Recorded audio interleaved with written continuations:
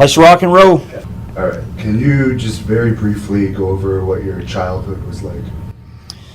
Oh, well, I grew up on a small farm, and a cotton farm in West Tennessee, about 60 miles out of Memphis, and had all those comforts of a farm family as far as that goes. We had black and white TV that had 3 fuzzy channels, and we worked the fields and everything along with white kids and black kids, and we were sharecroppers with my grandfather. And did you watch wrestling growing up? I started watching wrestling when I was probably 10, 12 years old. That was when the channel started to come in clear, and they didn't have the wrestling down out of Memphis early in my life, back when I was born in '53. So probably in the late '50s was when it was big on TV in Memphis, and we had the signal that far out. So, and it was Nick Goulas that was running the operation back then, a notorious promoter from Nashville. But I would start to watch it because he would sell this thing. It's the biggest card ever signed for Memphis. I mean, we got Jackie Fargo, we got all these superstars. It's the biggest event you're ever going to see. And I was really taken away by that big event, which was not big at all back then. But yeah, I was a fan. And did you have aspirations to become a wrestler in those days? Not really. I wanted to be in sports and entertainment. I wanted to be pro sports. I would go out and throw a ball against the side of the house, a rubber ball, and have it bounce back, and I'd catch it and throw it back again. And then I sold little seeds, flower seeds, to people to buy one of those net things that had springs where you throw the ball and it bounce it back to you, and then you catch pop-ups. And then in the wintertime, I would dress up in my little football gear and go out and kick a football up in the air and run and catch it. I wanted to be, and I always wanted to be in entertainment. Really radio more than in movies. I didn't care about movies. But yeah, my aspirations were to be, to someday leave that cotton farm in West Tennessee and never look back, and I eventually did that. So how was your amateur sports career? Obviously you must have played it. Amateur sports, I was never a standout guy or one of the, I didn't hit the ball very far. I could get solid base hits and things like that. I was a pretty good pitcher in Little League. I never hit any kids. I was pretty good at that. I didn't throw the ball hard and fast. And then I moved on up to the next level. They called Babe Ruth League for 13-year-old to 16-year-olds. And I was in Little League. I was a pitcher and a catcher. But there they put me in center field because I could run fast and I could catch the ball. I never dropped a pop-up. So, and I was never a great hitter. Then I played elementary basketball, and it was kind of the old cliche, white men can't jump. So I was not a great basketball player, but just average. And we didn't have wrestling in my high school. And then I played junior high and high school football. Was not a big standout because we had changed of coaches 3 times in my 4 years. And anytime you change coaches that often, they bring in all their new theories and all their new offense and defense. So our whole team, which was a good team, could have been a good team, ended up being a flop. And is it true that after you finished college that you were actually a high school football coach for 2 years? Yeah, I never really thought about getting into coaching when I went to college. When I was in high school, I took trade classes. I learned how to cut rafters and build houses and things of that nature. I always thought I might be in carpentry or something like that. In fact, I was the runner-up in the state championship for a rafter cutting contest my senior year in high school.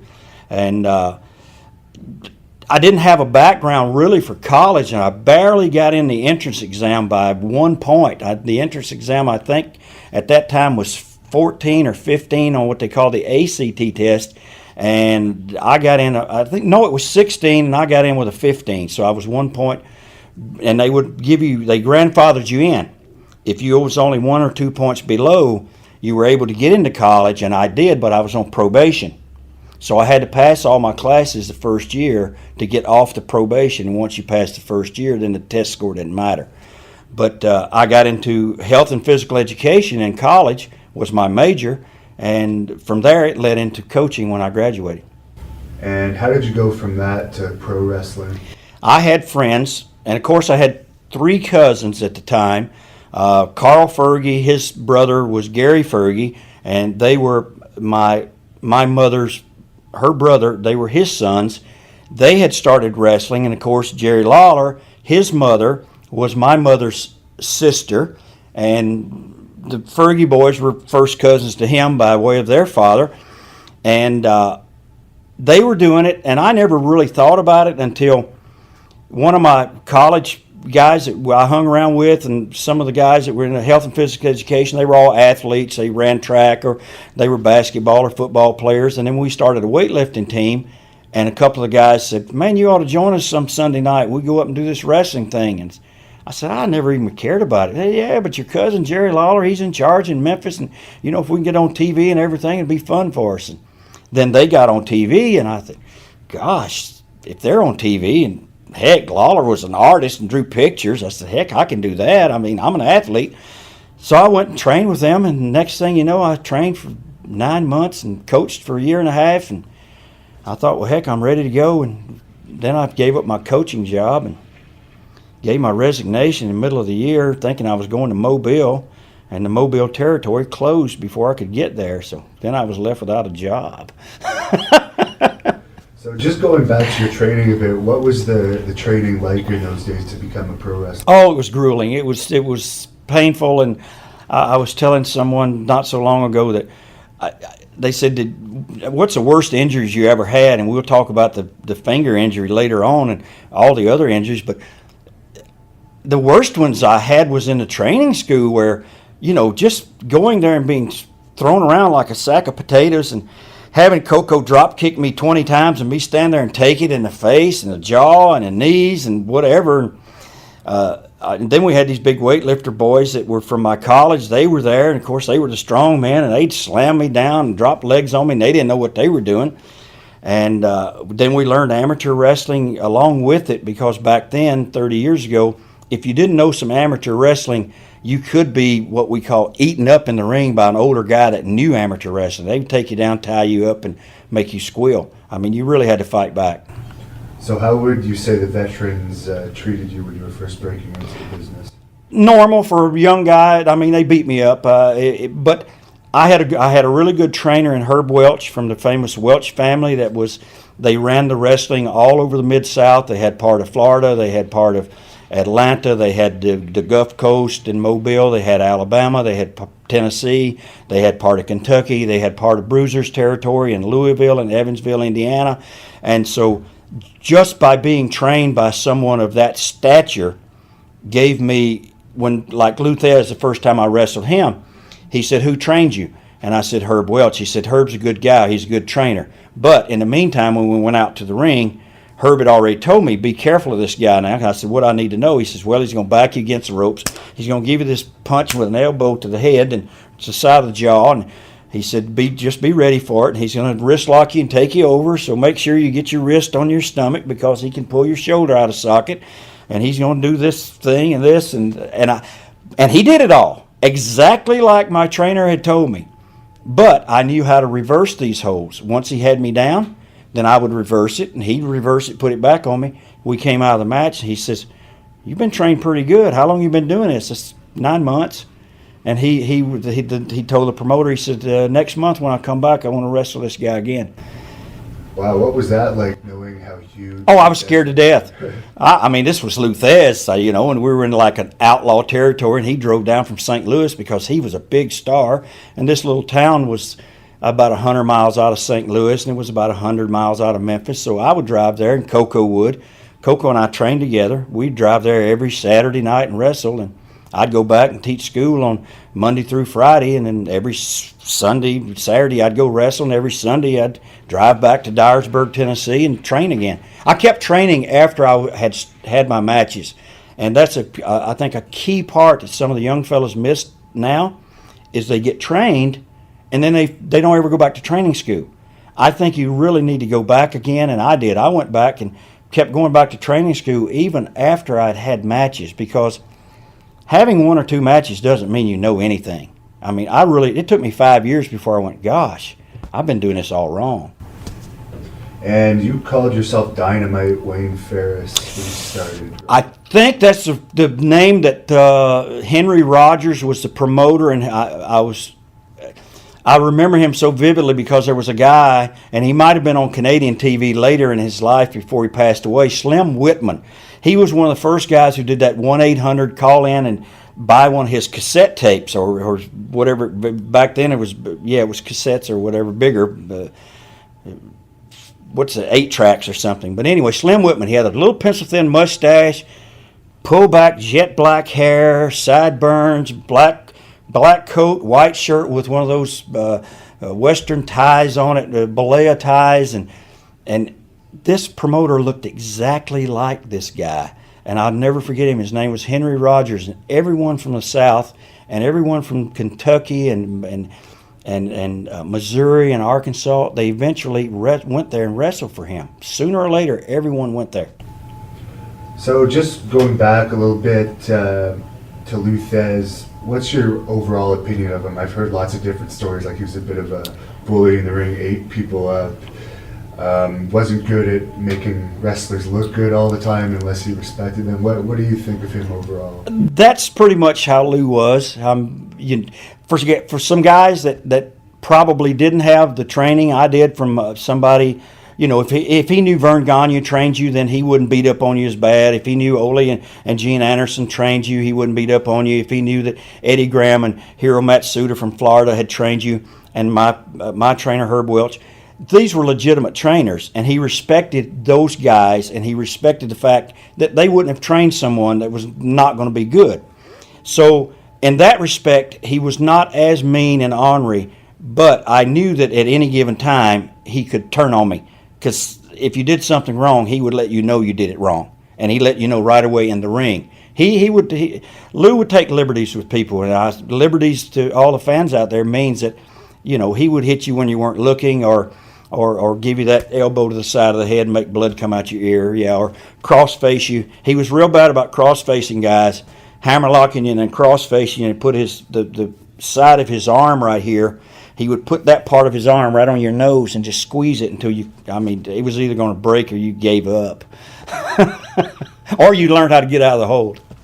So moving on to your Blonde Bombers days, how did that tag team come about, and how did the name come about? That was myself and Larry Latham, and Larry passed away a few years ago actually doing what he loved doing, and he was in the ring when he passed away, not in some cheap hotel of a drug overdose or something of that nature. He actually was one of the few guys that's passed away doing what he loved in the ring. Larry and I were put together.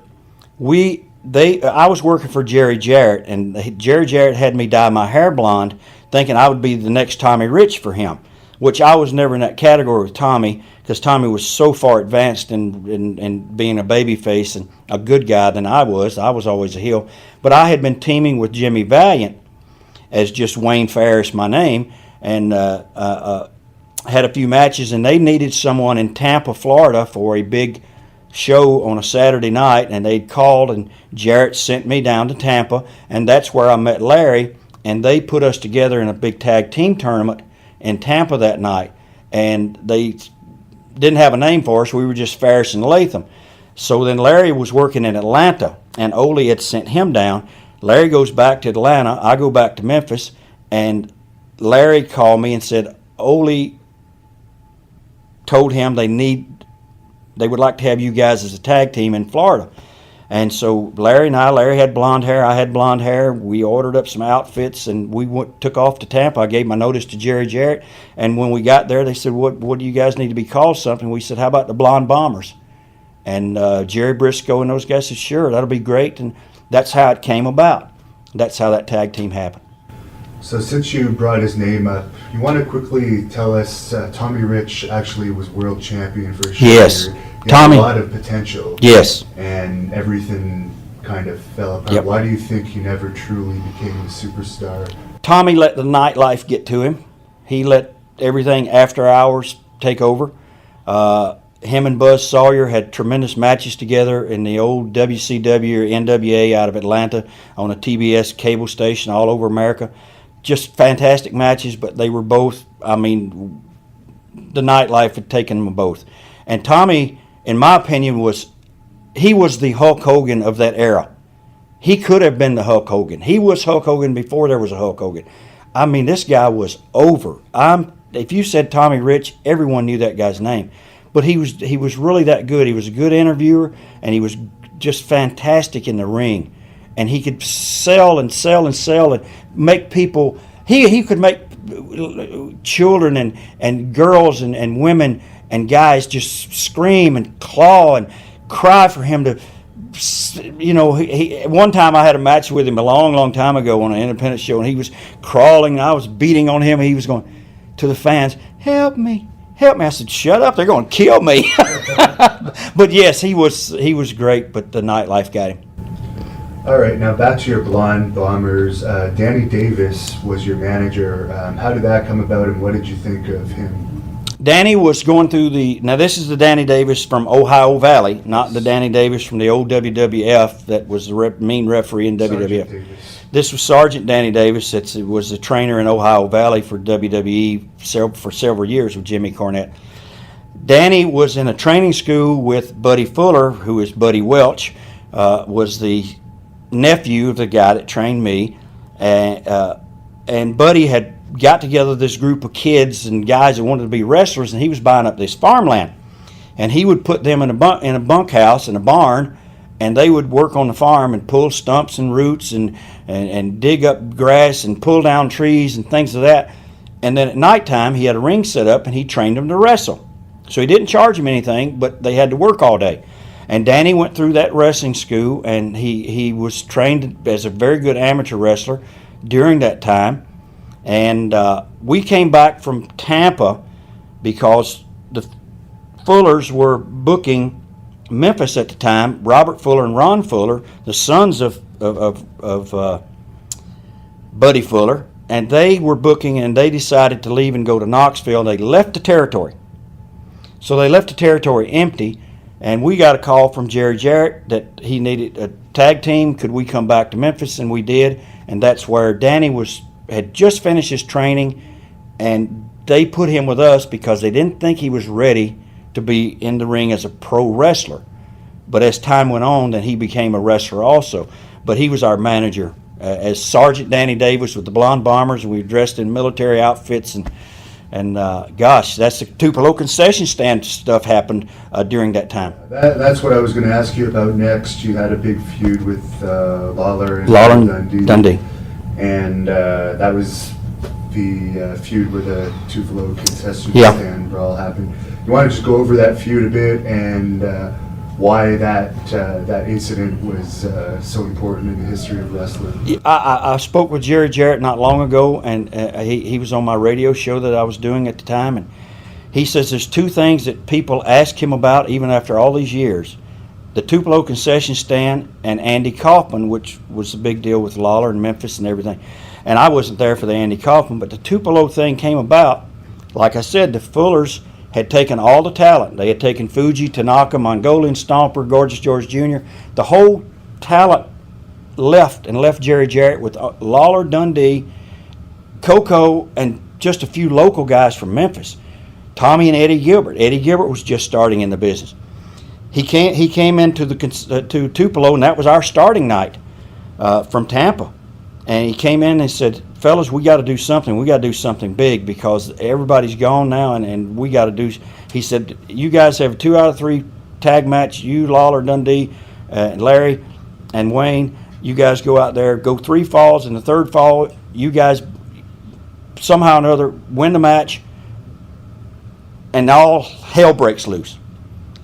And Lawler and Dundee started fighting us because we'd beat them for the belts and beating up on us and hitting us with the belts, and everybody was bleeding. And off in the concession stand we went and started fighting, and they were taping because they would always tape in Tupelo on a Friday night and get some footage for Saturday TV. So the taping crew came down, and here we are tearing up the whole place, taped it, put it on TV that Saturday morning. 10 hours later, the people saw it, couldn't believe what they had seen. All this whatever we were doing, cans, bottles, coffee mugs, I mean, you name it, we were throwing it. And that Saturday night, we went to Jonesboro, Arkansas. That was our Saturday night town. It was a turn-away crowd, biggest crowd they'd ever had. The ticket sales for the Monday night crowd, 16,000 tickets were sold out before we even got to the building on the Monday. And it turned the whole business around for Jerry Jarrett. And someone said, you guys created hardcore. Well, I don't know if we ever created it, because there's been a lot of good hardcore matches before that and a lot of hardcore matches after that. What we had was a controlled hardcore. We were able to leave there without going to the hospital, and getting stitches or anything like that. It was a controlled hardcore situation, but it turned the whole territory around, and I was part of it. The footage is very hard to find. Someone had it and put it on YouTube not so long ago, so it can be seen. You might be able to interject some of it in, because I don't think anyone owns the footage, because Jerry Jarrett never owned it, and somehow someone taped it and kept it all these years. Now, a lot of people don't remember that you were actually thought of as a bit of a hardcore wrestler in those days. Or that I could wrestle at all. Yeah. That's the thing, and I had a whole career before I was ever the Honkytonk Man. I mean, I had like 10 or 12 years of this history you're going back to. Do you want to show us? You got a mark on one of your arms there from one of your battles. Oh, there's one over here, and then of course we got these ones up here. Yeah. You went through a lot of. I did have the one thing that did happen to me in the Tupelo concession stand match was I had an old rusty nail that hit me somewhere in the back of the arm or something. I was a little worried about it. I took some antibiotics, but I never went to the doctor. And in later years, WCW actually would hold a yearly uncensored pay-per-view, and they would hold that in Tupelo, and it was known as kind of the No Rules pay-per-view. Do you think that whole pay-per-view was based on that concession stand? Oh, I'm sure it was. That's interesting. And I'd mentioned Eddie Gilbert and Tommy Gilbert. Tommy was wrestling there full-time with those guys back then, and Larry and I he was trying to break Eddie into the business as being his son, and we had a lot of tag matches with Eddie and Tommy, and Eddie was not on the card in Tupelo that night, but he was there watching because he had to be at TV the following morning. Then, for all the fans that didn't know, Eddie Gilbert teamed up then with Paul Heyman and another fella over in Philadelphia, and they created this thing called ECW, Extreme Championship Wrestling. Now, you said Lawler ran parts of the Memphis territory in those days. Did you actually work for him in those days? Yeah, he was the booker. I mean, he was booking sometimes, and I was there. The Tupelo, all that Tupelo stuff was booked by Jerry Jarrett. Jerry Jarrett always seemed to take care of me a lot better than my cousin did as far as booking and things of that nature. It's like when I first started, when I first got started in Memphis, Jerry would have me booked, Jerry Lawler, that is, would have me booked like 2 nights. One in Louisville was a 500-mile drive. The next night, he went out and had me booked again till Saturday night in Jonesboro, Arkansas.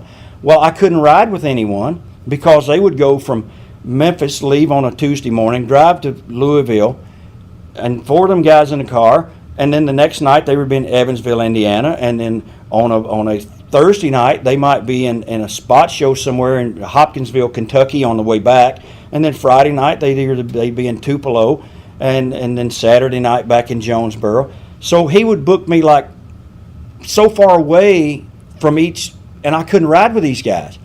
So I said to him once, I said, gosh, Jerry, I need a few more bookings. He said, well, if you buy more outfits, because I would go out, fans don't understand this, and we only had like 6 or 8 people on the card.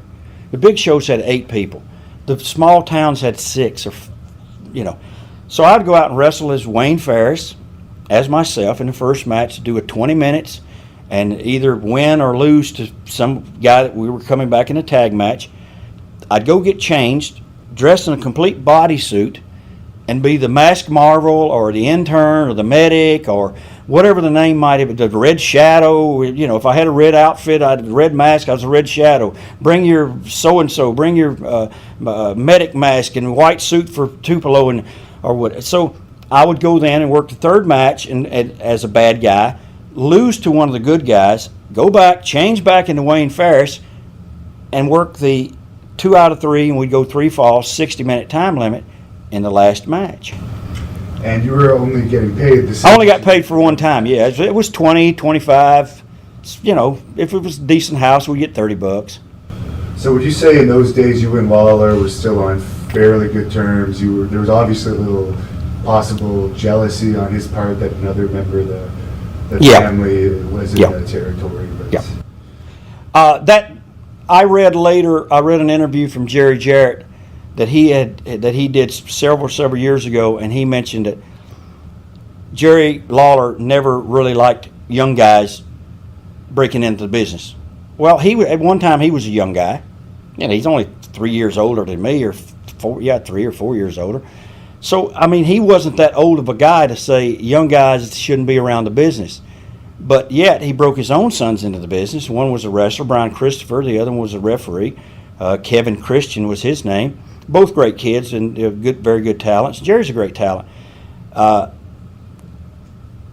Did he not want to see me succeed? I think because he wasn't instrumental in my, with Herb Welch training me, because he was never a fan of the Welches at all. He thought Memphis belonged to him and a couple of the other towns that the Welches owned. And he eventually ended up getting those towns, which, I mean, gosh. And then after the Tupelo concession stand thing, I think he had a little bit more of a professional, what would you call it, ethics or courtesy toward me. He showed a little bit more professionalism. And were you around during the whole big Andy Kaufman angle? No, I think I was in Puerto Rico at that time. I was either in Puerto Rico or I was in Knoxville working for Jack Mulligan.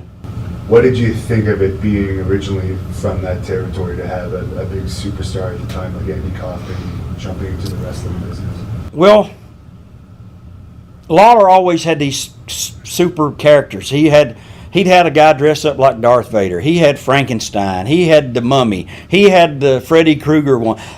Lawler was a comic book. He loved comic books and comic book heroes, and he loved comedians. And even now, I think he still carries his joke book in his pocket and studies his one-liners, so that when he goes on TV, he can say those quick one-liners. But when the Andy Kaufman thing, now I'd known Andy Kaufman was going around trying to wrestle women because I'd seen some late night television shows where Andy Kaufman had been on there and had challenged women and had gotten a ring with some of them a couple of times.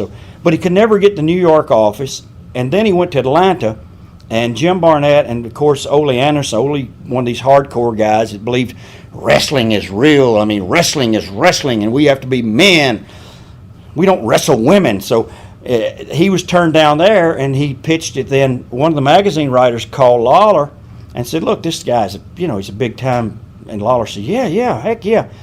So against Jerry Jarrett's wishes, Lawler went ahead and booked it anyway. Jerry Jarrett didn't really want to do it either, because Jerry was from that old school, and he didn't want the old NWA or the AWA, who he might have been partners with, to go, "Hey, we're going to kick you guys out of the organization. We don't wrestle women." So, but anyway, they did it, and heck, it was a turning point in history. Now, you just mentioned Ole Anderson. What's your opinion of him? He's a very controversial figure. Ole, even now that he can hardly get around and barely knows anyone from whatever he's Alzheimer's or whatever he has now, the last time I saw him, he was sitting. He didn't recognize half the people that came up and said hello. But I know this is probably a family show, but I heard him say, "Even though I can't get around, I don't know too much, I know I'm still an asshole." Well, at least he admitted it. So, but he never liked me for some reason. Now, he loved Kevin Sullivan. And Kevin and I, when I told you we were in Knoxville for Mulligan, Jack was taking over that territory for the Charlotte office, and we left Memphis, and because Kevin was from Knoxville, he wanted to move back and see his family, so he gave his notice, and then Jerry Jarrett really didn't have anything for me without being a tag team, so I said, "Well, gosh, Jerry, I'll just see if Mulligan will take me." So Mulligan took me to Knoxville, but during that period of time, Jack could not get the territory going. Charlotte was supposed to send him some guys to help out. They never sent him anyone. We had long trips. The money was short. Jack finally just ran out of money, and by then Kevin had called Atlanta, and he was going to go there and just commute back and forth because it wasn't a long trip from Knoxville. I said, "Do you think Ole will use me?" He said, "Well, I'll put a word in." Then they called me. Ole used me part-time, and after about 2 months, Bob Armstrong called. He was helping Ole. He says, "Ole don't really have anything for you. If you want to make Chattanooga Saturday, you can use you there, but you're going to be finished up." Now, other than Atlanta, probably the biggest territory at the time, actually size-wise, would be the AWA. Yeah, and for some reason I never wanted to go where it was cold, and I ended up, after saying this, I ended up in Calgary later on, and we'll talk about that.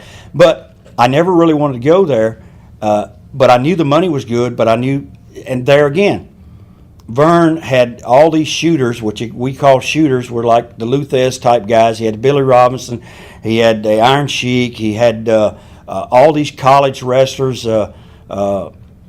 Baron von Reschke was an All-American in college, and of course Vern was an All-American. He had all these Olympic wrestlers, and I thought, well, gosh, that's not the place for me, because I had learned with the blonde hair and everything, I'm a show business guy. I'm an entertainer, and my interviews were entertaining and show business type interviews. So I never wanted to go there. After the Atlanta thing, I ended up in Nashville for a short time for this notorious promoter, Nick Goulas, who thought, $400 for working 20 times a week is good money. But he did tell me one thing: it's not what you make, son, it's what you save. So I always remember that. But Dutch Mantell was there, and Dutch and Dennis Condrey were going to Puerto Rico.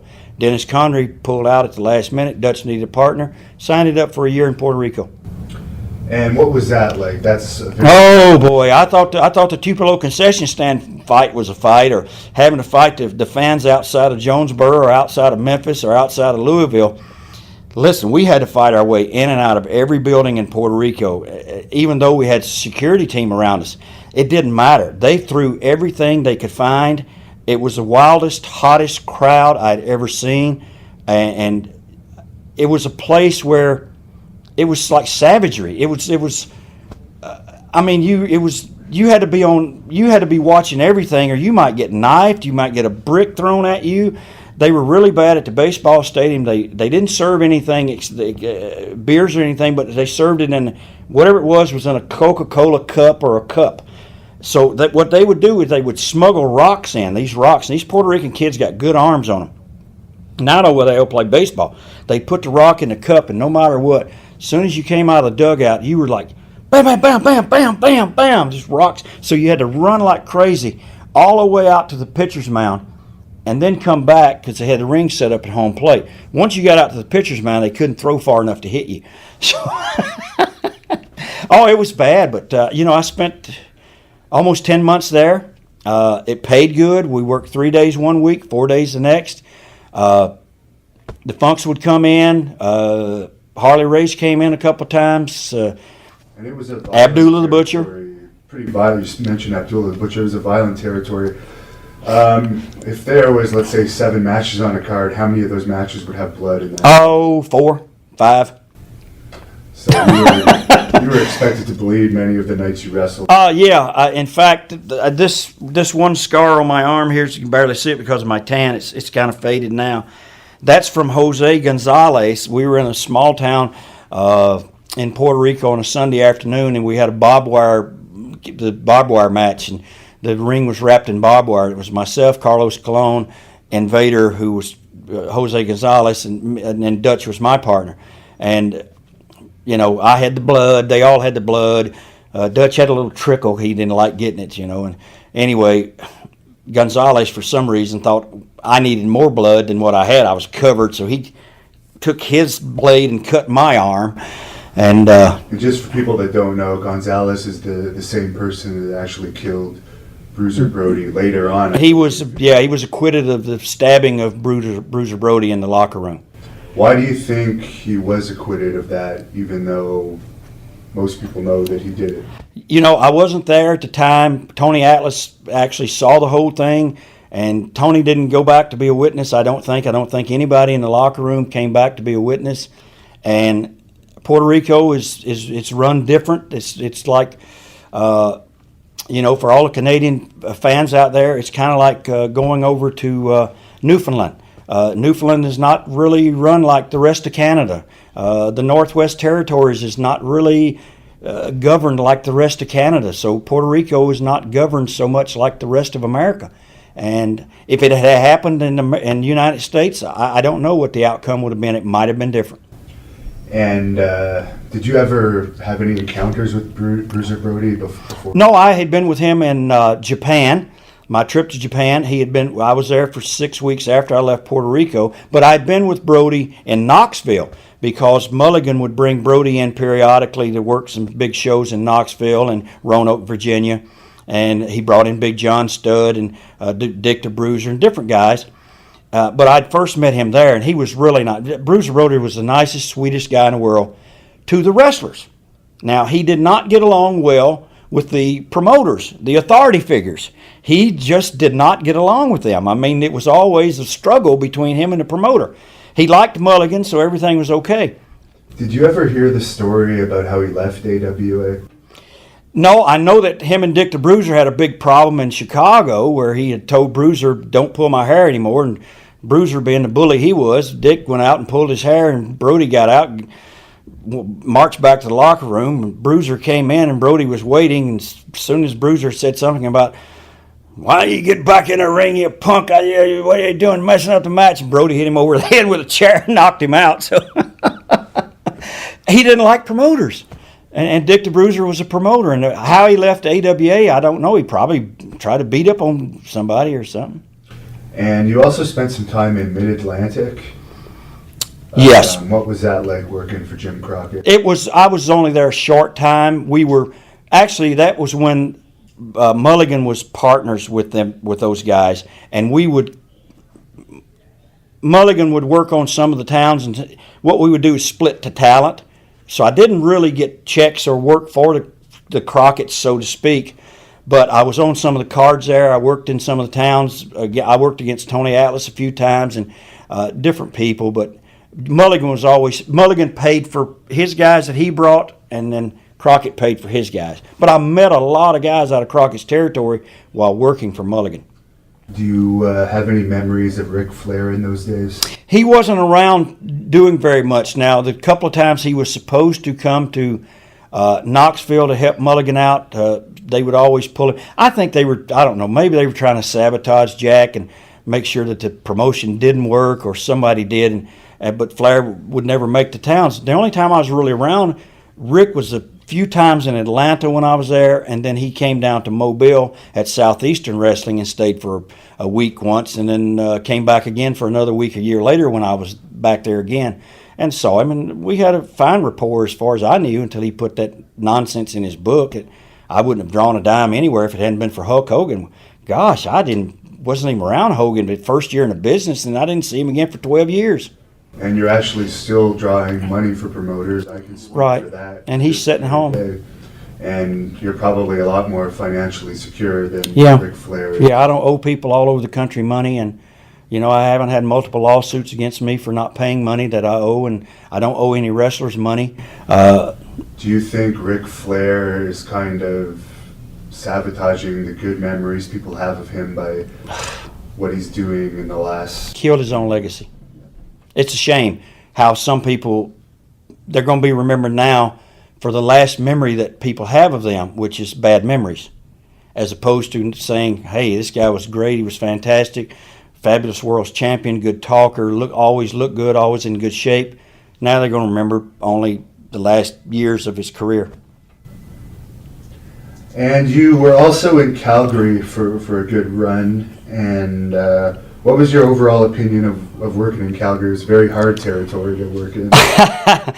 Well, it was hard. It was difficult. Now, mind you, I went for Baba in Japan and 6 weeks over there with Brody and Killer Brooks and Jack Briscoe, and then the Funks would come in. Of course, Abdullah was there, and Moose Morowski, and Jumbo Saruta, and Baba. We had that bus that we had was full of all-stars, and I wrestled Jack Briscoe there again. I was nervous, and Baba didn't really like Jack Briscoe for some reason, and Baba would make Jack Briscoe go the 30-minute, 40-minute time limit with me every night. We did for about 4 weeks, and Jack Briscoe was the ultimate professional. We'd go out, we'd wrestle, and we'd work high spots and do everything. And I said, Jack, this is really a shame that they're doing this to you. He says, don't worry about it. Let's just go out and have our match.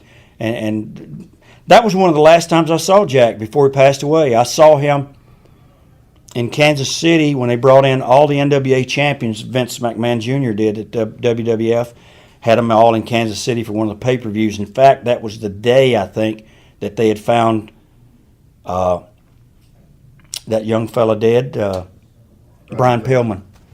That they had found him dead that particular Sunday. But getting back to Calgary. Before we move on to Calgary, you just brought up Giant Baba. You want to just give us your opinion on him quickly while you're on? Well, he didn't take to underneath guys. He overpaid some of the superstars. Abdullah and those guys, I heard figures like $10,000, $12,000 a week back then.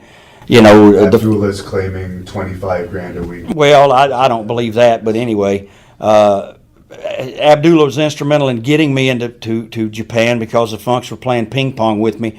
I asked Terry, "Oh, I don't do it. Go ask Dory." You go to Dory, Dory go, "I don't have anything. You go ask Terry." So I played ping pong. So finally I said, "Abby, can you get me in there? I've got time off. I don't start in Memphis for about 6 or 8 weeks." Okay. I said, "What kind of money can I make?" He said, $1,200 a week. Okay. Contract comes. It's got $1,000 a week on it. I said, "Abby, the contract came. It's got $1,000." He says, "Don't worry about that. On mine, they put $1,000 a week. I'm making 10, 12, whatever he gave me. I think he told me 10. I'm making 10,000. Don't worry about the 1,000. It's for the taxes."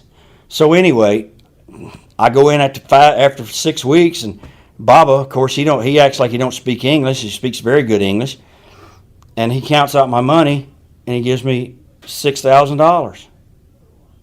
And he loads me up with all this stuff to take back to Memphis to carry to Onita and Fuchi. They were working as a tag team, all this Japanese stuff, and I got 2 suitcases full of junk he wants me to carry back for them to make their run in Memphis better. And I go back to Abby. I said, "Abby, he only gave me my $6,000 for the 6 weeks." He says, "What do you want me to do about it, champ? What do you want me to do? What was in your contract?" I said, $1,000. He said, "Well, you got your money." Oh, okay. And that was the last real conversation I ever had with that guy. I mean, just because of that. That's Abdullah the Butcher. Yeah, but every night he would come to me and say, hey, champ.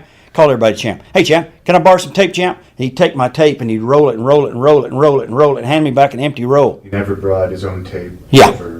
He would either send people to get. So, I mean, that's my feelings about it. I mean, I don't have any ill will toward Abdullah by any means, but, I mean, after that, he got me in Japan, but going there and then suffering through the way that they wrestled over there, all the suplexes and all the bumps you had to take, no wonder these guys that worked over there for most of their career can hardly walk. So now we're going back to Calgary. What was that territory like? What was the travel like? Oh, the travel was, it was brutal. It was easy in the summertime because Stu would close in the summer and all the guys would go over to Prince Edward Island or go over to Nova Scotia and work over there and work the Maritimes. I never went, and so I stayed there in the summers, and we only worked 3-4 shows. We kept doing the TV in the summer, and we'd work Lethbridge on a Thursday night, Calgary on Friday, Edmonton on Saturday, then we had the whole week off. So that part was okay. But during the winters, when the winter time came and you're in the van and you got all the Hearts and you got 2 vans going, they got ball tires on them, it's black ice, they're pulling the ring, they're going 100 miles an hour. We'd have to wait. We would wait and wait and wait for Brett to get there because he was always late. And we're sitting there in the cold, and the heater barely worked, and we're waiting and waiting. And Brett's an hour late, or one of his other brothers will be an hour later. The van wouldn't even be there to pick us up, and we had to go 500 miles up in the Indian territories. And sometimes the match is supposed to start at 7:30. They wouldn't even set the ring up to like 9 or 10 at night, and then we had to turn around and drive back. It was brutal. But by the same token, I knew that someday I would get a break and go somewhere. And my break actually came out of Calgary to go to the old WWF. While you were in Calgary, did you ever get stretched by Stu down in the dungeon? No, I never went down there. He did stretch me on his front porch.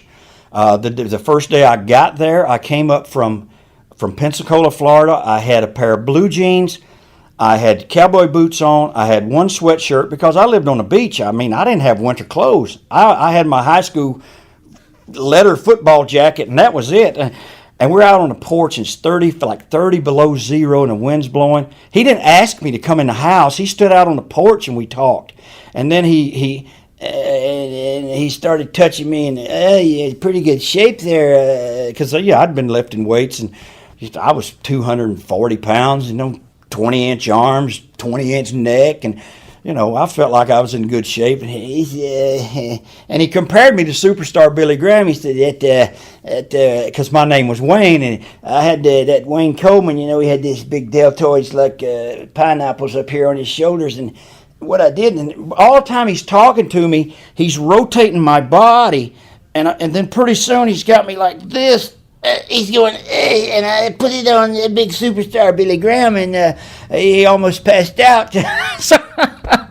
And he said, you'll have to come over after you let me go. I was like, oh, man, this guy just cracked my neck, my shoulder. He said, you'll have to come over and we'll go downstairs and get a few workouts in if you want to. I said, yeah, maybe so. That'd be a good idea. I never went down there at all. I never even went back to the house at all. So you never sampled any of his cooking? No, I never did. I was never inside the house. I did go there to pick up Wayne Hart or to pick up Smith or one of the guys one time.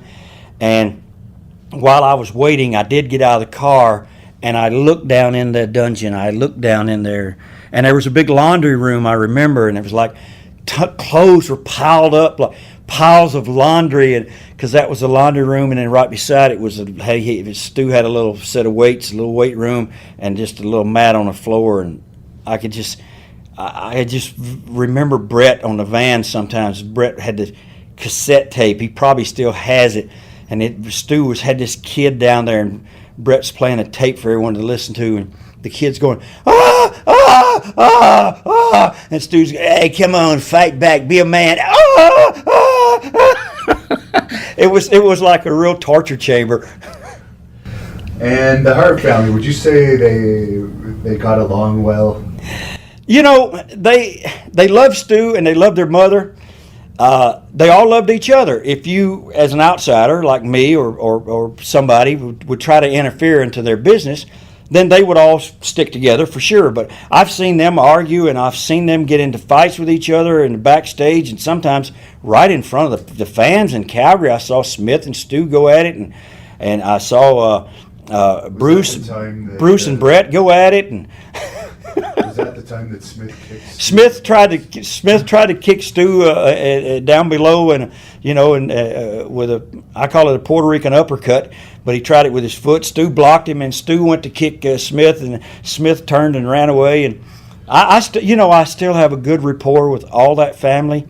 After all these years, I have a respect for them, what they went through, and they have a respect for me because I not only went there and got over and sold out a lot of places, sold out a lot of buildings along with them, but every time I would leave, I'd turn around and come back 3-6 months later, and I was back there like 3 different times. They must have thought I had to be crazy because some people only would stay 2 weeks, they'd leave. Because there was also, they like to rib a lot. They pulled a lot of ribs on people, and I was fortunate enough to not be part of that ribbing that they did. I'd seen them put cigarettes on top of John Foley's head while John Foley was sleeping, and put shave cream on a guy's head or hand and tickle his ear, and he'd slap at his ear, and the shave cream would go everywhere. It was little schoolyard stuff. They might shave someone's eyebrow off. I mean, what are you going to do for 8 hours in a van? You can only have so many beers, and pretty soon you got to start ribbing guys. And you actually started in that territory calling yourself Honkytonk Wayne. Well, I sent my bio and everything up to Bruce, because Bruce was doing all the writing of the magazines and putting out the programs.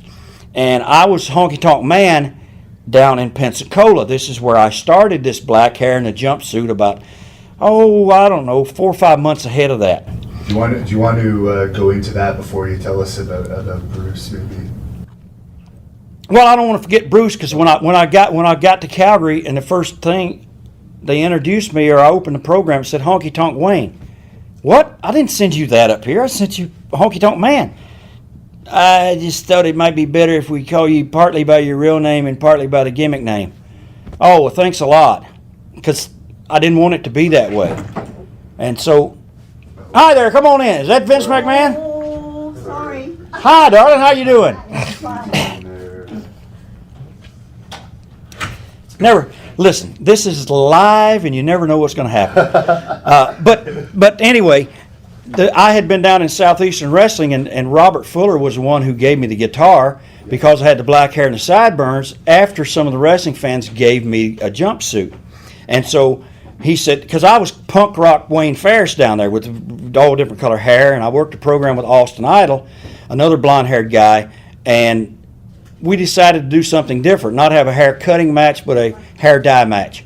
So we'd spray. He would win a match every night, spray paint my hair all different colors. Finally, the last time it was black, and so that's okay, honey. That's fine. That's, if you're on a movie set, you charge $10,000 for that.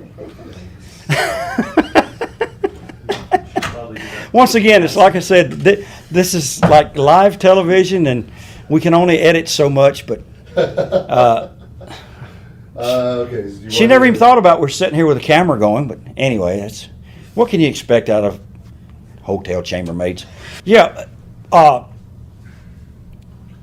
Bruce Hart thing was Honkytonk Wayne. I didn't want to be that, so I get down when I was in Southeastern Wrestling down in Mobile and Pensacola. Some wrestling fans, we did a hair dye match instead of having a haircut match.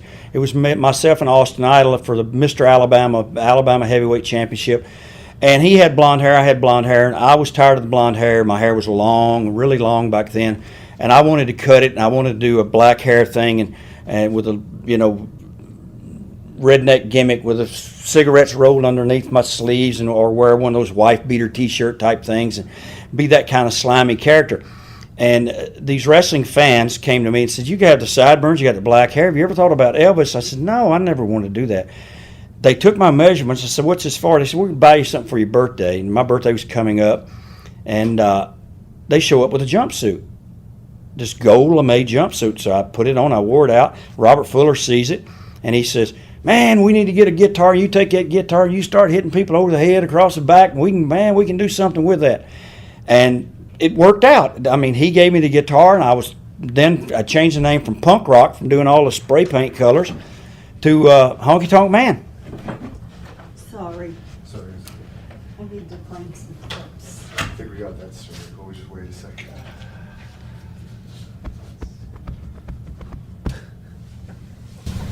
Bruce likes to say that he came up with the whole hockey. No, absolutely not. I think we went over that earlier with, the wrestling fans in Mobile and Pensacola down in Southeast gave me the jumpsuit. I had the black hair. Robert Fuller gave me the guitar. I gave myself the name off of a record, Johnny Horton's "I'm a Honky-Tonk Man." And that's how that started. Then Bruce, the only thing Bruce did was change the name to Honky-Tonk Wayne, which I hated and I didn't want. And so I even had a jacket at home that I wore as a ring jacket that had Honky-Tonk Man on it. On the back, it had Honky-Tonk Man. On the front, it was embroidered. Honky-Tonk Man, like a tour jacket that the country and western people had back then. And I had to cover up the name on the front. I couldn't wear it on their TV because it said Honky-Tonk Man on the back, but he was calling me Honky-Tonk Wayne. My wife remembers me as that because that's how she met me, as that character. And, Schultz would always say, "Oh, just let it go. Don't worry about it." Dr. D. David Schultz. I said, "Well, that's not how I've created this character. It's not that way." But Bruce had nothing to do with the creation of this character. He had nothing to do with the guitar. I brought it with me. I used it up there. Stu was the one who said, "Sure, I like it. Let's do it." And, I really answered to Stu the whole time I was there, no one else. Now, I recently read Bruce Hart's book, and it seems like there's a lot of tension between Bruce and Brett in the book over the years. Oh, gosh, yes. Including back when you wrestled for them. Oh, yes. Did you ever notice any tension between Bruce and Brett? I saw them have their words. I saw them periodically. They might push each other. I mean, they never actually punched each other or anything that I know of. They always had Sunday dinner. I can imagine being a fly on the wall at that big Sunday dinner with all the whole family there every Sunday to listen to what was going on. But Bruce was the booker, but yet he didn't give finishes so much to me and to David Schultz or to Brett. Brett did his own thing, and Brett was always, unless someone else like a David Schultz or Dan Crawford that was a big star there, they were always the guys that Stu was pushing. The outsiders were always the North American heavyweight champion unless Brett had the belt at some time or another, and then the world's champion was coming in, whether it be Harley Race or whether it be Nick Bockwinkel. Then Brett would always wrestle the world's champion. So Bruce never liked that because Bruce was booking and he thought he should be the one that was wrestling the world's champion, or he thought he should be one calling the finishes, but by the same token, he didn't call the finishes for certain guys. And that made his job difficult. I understand that when you're having to split your power. And I just know that Brett always wanted to wrestle the world's champion. He got to wrestle the world's champion except the one time that I know of, and it was just before Brett and Dynamite and Davey and Jim Neihart went to WWF. Nick Bockwinkel came to town, and Dr. D. David Schultz made a power play on Stu and said, I'm the North American heavyweight. I don't care who the North American heavyweight. I think Brett was at the time maybe, because Schultz was in a tag team match with me. I don't care who the North American champion is. It might have been Leo Burke. At that time, he said, I want to wrestle Nick Bockwinkel, and that's just how it is. I've been up here for all these years, and I've done this for you, and I've done this, I've done that, and I've had to listen to this and listen to that, and all this stuff you guys do around here. Either I wrestle Nick Bockwinkel or I'm walking. So Nick came to town, and David wrestled Nick Bockwinkel, but I later found out that it might have been a way for David to wrestle Nick Bockwinkel because David wanted to go to AWA because Hogan was down there and they were doing great business. Payoffs were good. It wasn't that far of a trip out of Calgary to get down to Minneapolis. And he eventually, a couple of months later, he ended up at the AWA. Did you ever hear that David Schultz has claimed that he actually came up with the idea for the first WrestleMania? I was there, and he did an interview not so long ago, and someone asked him, is it true you came up with the idea of WrestleMania? He says, I don't recall ever coming up with that, but I was in the car when he would talk about it. We would drive 300, 400, 800 miles, and he had this idea about WrestleMania, and he had this idea about having these stars come in. Because I heard he would say over and over Dr. D and Mr. T, and he wanted it to be Dr. D and Mr. T. And then something happened where they used Paul Orndorff and Piper, Mr. T and Hogan, and he got cut out of the loop. And I don't know the inside story on why he was cut out of the loop on that first WrestleMania. I believe it had something to do with the John Stossel incident. I think it probably did. It could have. You'd have to, that would be an interesting story to sit down with Dr. D. David Schultz and get his insight if he would, open up and tell the truth. And, you talk about guys that tell the truth. I'm one of the few guys that started this whole shoot business and going out and actually telling the truth, and the wrestlers to come to me and say, man, you're going to get in a lot of trouble, man. There's a lot of guys don't want to talk to you anymore. You're getting heat from people by saying these things. Well, come to find out, 8-10 years later down the road, everyone has done them. Everyone. I guess the only one that hasn't sat down and done one has been Hulk Hogan. Yeah. I mean, to sit down and just do a one-on-one, he's probably been the only one. Everyone else has sat down and done these things. And your opinions may have been controversial at times, right, but you certainly never made up anything false. Very controversial, very opinionated, which doesn't sit well with it doesn't sit well at all with wrestling insiders, the wrestling community, and the wrestlers themselves. But there comes a time when, if you ask me a direct question, I'm going to give you the best direct answer I can without stretching the truth. Now, there's people that say, that's not ever happened. He's lying. So what? We had arena rats. All of us did. We had them in every town all over. Oh, he said we had arena rats, which means girls. We had girls when we were out of town. I don't want my wife to hear that. Well, hey, 28 years ago when I had arena rats in Memphis, I wasn't married to my wife that I've been married to for the last 27 years. So why should she care what I did before I met her? So why should these guys care that when you say that, oh man, you shouldn't say this, it's going to get me a divorce. Well, you've had 4 wives since then. And what were the arena rats like in your early days before you went to WWE and those territories? I've always heard there was a lot of arena rats. Is that just a... No, there were a lot. There were Tampa had tons, Atlanta, I mean, unless you were in like a real small town, like even Tupelo, Mississippi had a dozen. Jonesboro, Arkansas, there was a dozen. You might be in some obscure town like Bruton, Alabama, or I think it was called, just on the border of Florida and Mobile, and you went there once every 6 months. There might only be one or two that would show up, and they might follow you from Mobile or something. These girls would drive. They would drive 300 miles. Sometimes they would drive us, the wrestlers. They would buy us clothes. They would buy us food. They would do. I mean, they did all these things for us, and to sit there and say, you know, how can you say that you came home from a wrestling match one night and you told your real girlfriend, where'd you get those nice patent leather wrestling boots that cost about $150? Oh, I had a friend of mine give them to me. Oh, I ordered them and they just came to the arena. Yeah, right. Some girl brought them. She bought them for you. You know, I mean, we didn't pay for anything back then.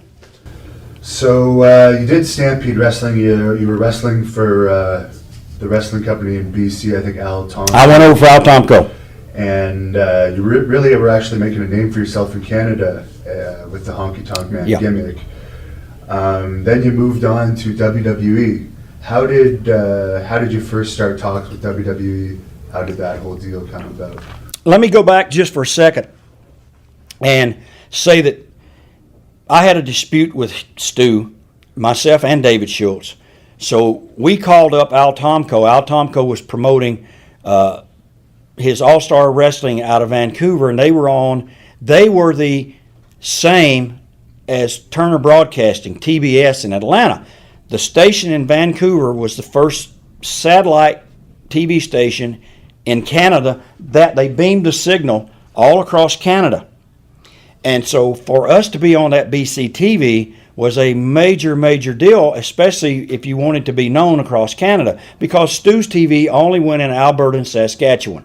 It didn't go into BC or anything like that. And Alberta and Saskatchewan are fairly scarcely populated provinces for anyone who doesn't know Canada very well. So Stu and, of course, Bruce and a couple of the brothers, they disliked Al Tomko to no end, and why, I do not know. Because Al never really came to Calgary. He never tried to steal talent from them. I mean, Jerry Morrow would go over there and work for Al Tomko. He would come back, and Jerry would work for Stu. And a lot of guys would go back and forth sometimes. But when David and I decided that we were a hot program in Calgary, we'll take this program and go over for Al Tomko. He offered us twice as much money, so we said, sure, we'll go. So we went over and did that for Al. And going over for Al, I was able to then establish Honkytonk Man. Not Honkytonk Wayne anymore. Al, I want to be called Honkytonk Man. Well, then Schultz leaves, goes back to Stu, goes to Minneapolis. I stay with Al. And for the next 6 or 8 months or a year, I was all across Canada on Canadian TV. I went back for Stu. We buried the hatchet. Everything was good. And then WWE came through. I met Hogan and those guys again that I haven't seen in 10, 12 years, like I said earlier. Did you want to go how you knew Hogan from before? Did you always know? He broke in the business. I had been in the business for about 2 years, and he broke in the business out of Tampa, came up to the Pensacola, Mobile area where I was working for Southeastern, and the booker there was a guy named Louis Tillett, a French-Canadian, who had traveled all over America, and he booked a lot for the Fullers. And so they had him in as a booker, and he told Ron Fuller, he said, I have this guy out of Tampa. They call him the Huck. They call him the Huck with his French accent. And so he showed a picture to Ron Fuller, and Ron Fuller said, well, can this kid work? He says, you know, he's really green, but I think he's going to be a big star. And when he came into Pensacola, that's when I met him, and he had his traveling partner, Eddie Leslie, and they were called the Boulder Brothers. Terry the Huck Boulder and Eddie the Huck Boulder. But it was Eddie Leslie and Terry Bollea who were Hulk Hogan and Brutus Beefcake later on. So we met. They stayed at our apartment, myself and David Schultz. When their car was in their truck, their van was in the shop. They used my car. We shared our food. They were they weren't making any money. It was their first territory, and they were scared to death. I mean, they were afraid of everything. They were so afraid because they didn't understand the business. And here they are, 500, 800 miles from Tampa, don't know anybody, and they see this cast of characters, me with long blonde hair, David Schultz with blonde hair, our heads all cut up with scars and scratches, and But that's how we met. And then he came to Memphis. We went to Memphis, and then Hogan and Eddie came to Memphis as the Boulder Brothers again. And they had a little short program there, and Jerry Jarrett got him a car, got him his first green Lincoln Continental. I remember it. Jerry Jarrett went out and went down on the note for the car and everything. Then they moved on to Atlanta, and I didn't see them after they left Memphis until Calgary, which was about 12 years later. When you first saw Hogan, I knew right away he was money. Yeah, I knew what you were going to ask me. As soon as I saw this guy, I knew he was made of money. I mean, he had that long blonde hair. He had that Fu Manchu. He had this body. He was tanned. He did all the superstar Billy Graham stuff in his interviews, and he was a great talker. And he actually learned how to work as he went along. Beefcake never had a lesson. I mean, we worked out with Beefcake just in the apartment and in the buildings. We would go early in Panama City and Pensacola and places, and he'd get in the ring and work out. Sometimes he borrowed my boots and everything because he didn't have boots to wear. But they were two nice guys, really nice guys, and I knew they both were going to make money. And then when I met up with him in Calgary, he said, "Man, why don't you come join us? How come you never come to Minnesota?" And all this stuff. And then he said, Hogan was working for WWE. Yes, they had a big show at the Calgary Stampede, and Stu was able to get me on the card because Vince didn't want any outsiders on the card for those big shows because he had Hogan, he had John Studd. I don't think Andre the Giant was on that show that night, but all the other stars were. Adrian Adonis, Piper, the list went on and on. It was sold out. It was 22,000 people at the Saddle Dome. And that was my in with Hogan. He took me in the bathroom, and he said, "How come you ain't joined up with us yet?" I said, "Well, I didn't know. I mean, I didn't think I was good enough." And he says, "Man, you're as good as anybody else." He said, "I'll have Vince call you tomorrow." Next morning, 8 o'clock, phone rang, and that was it.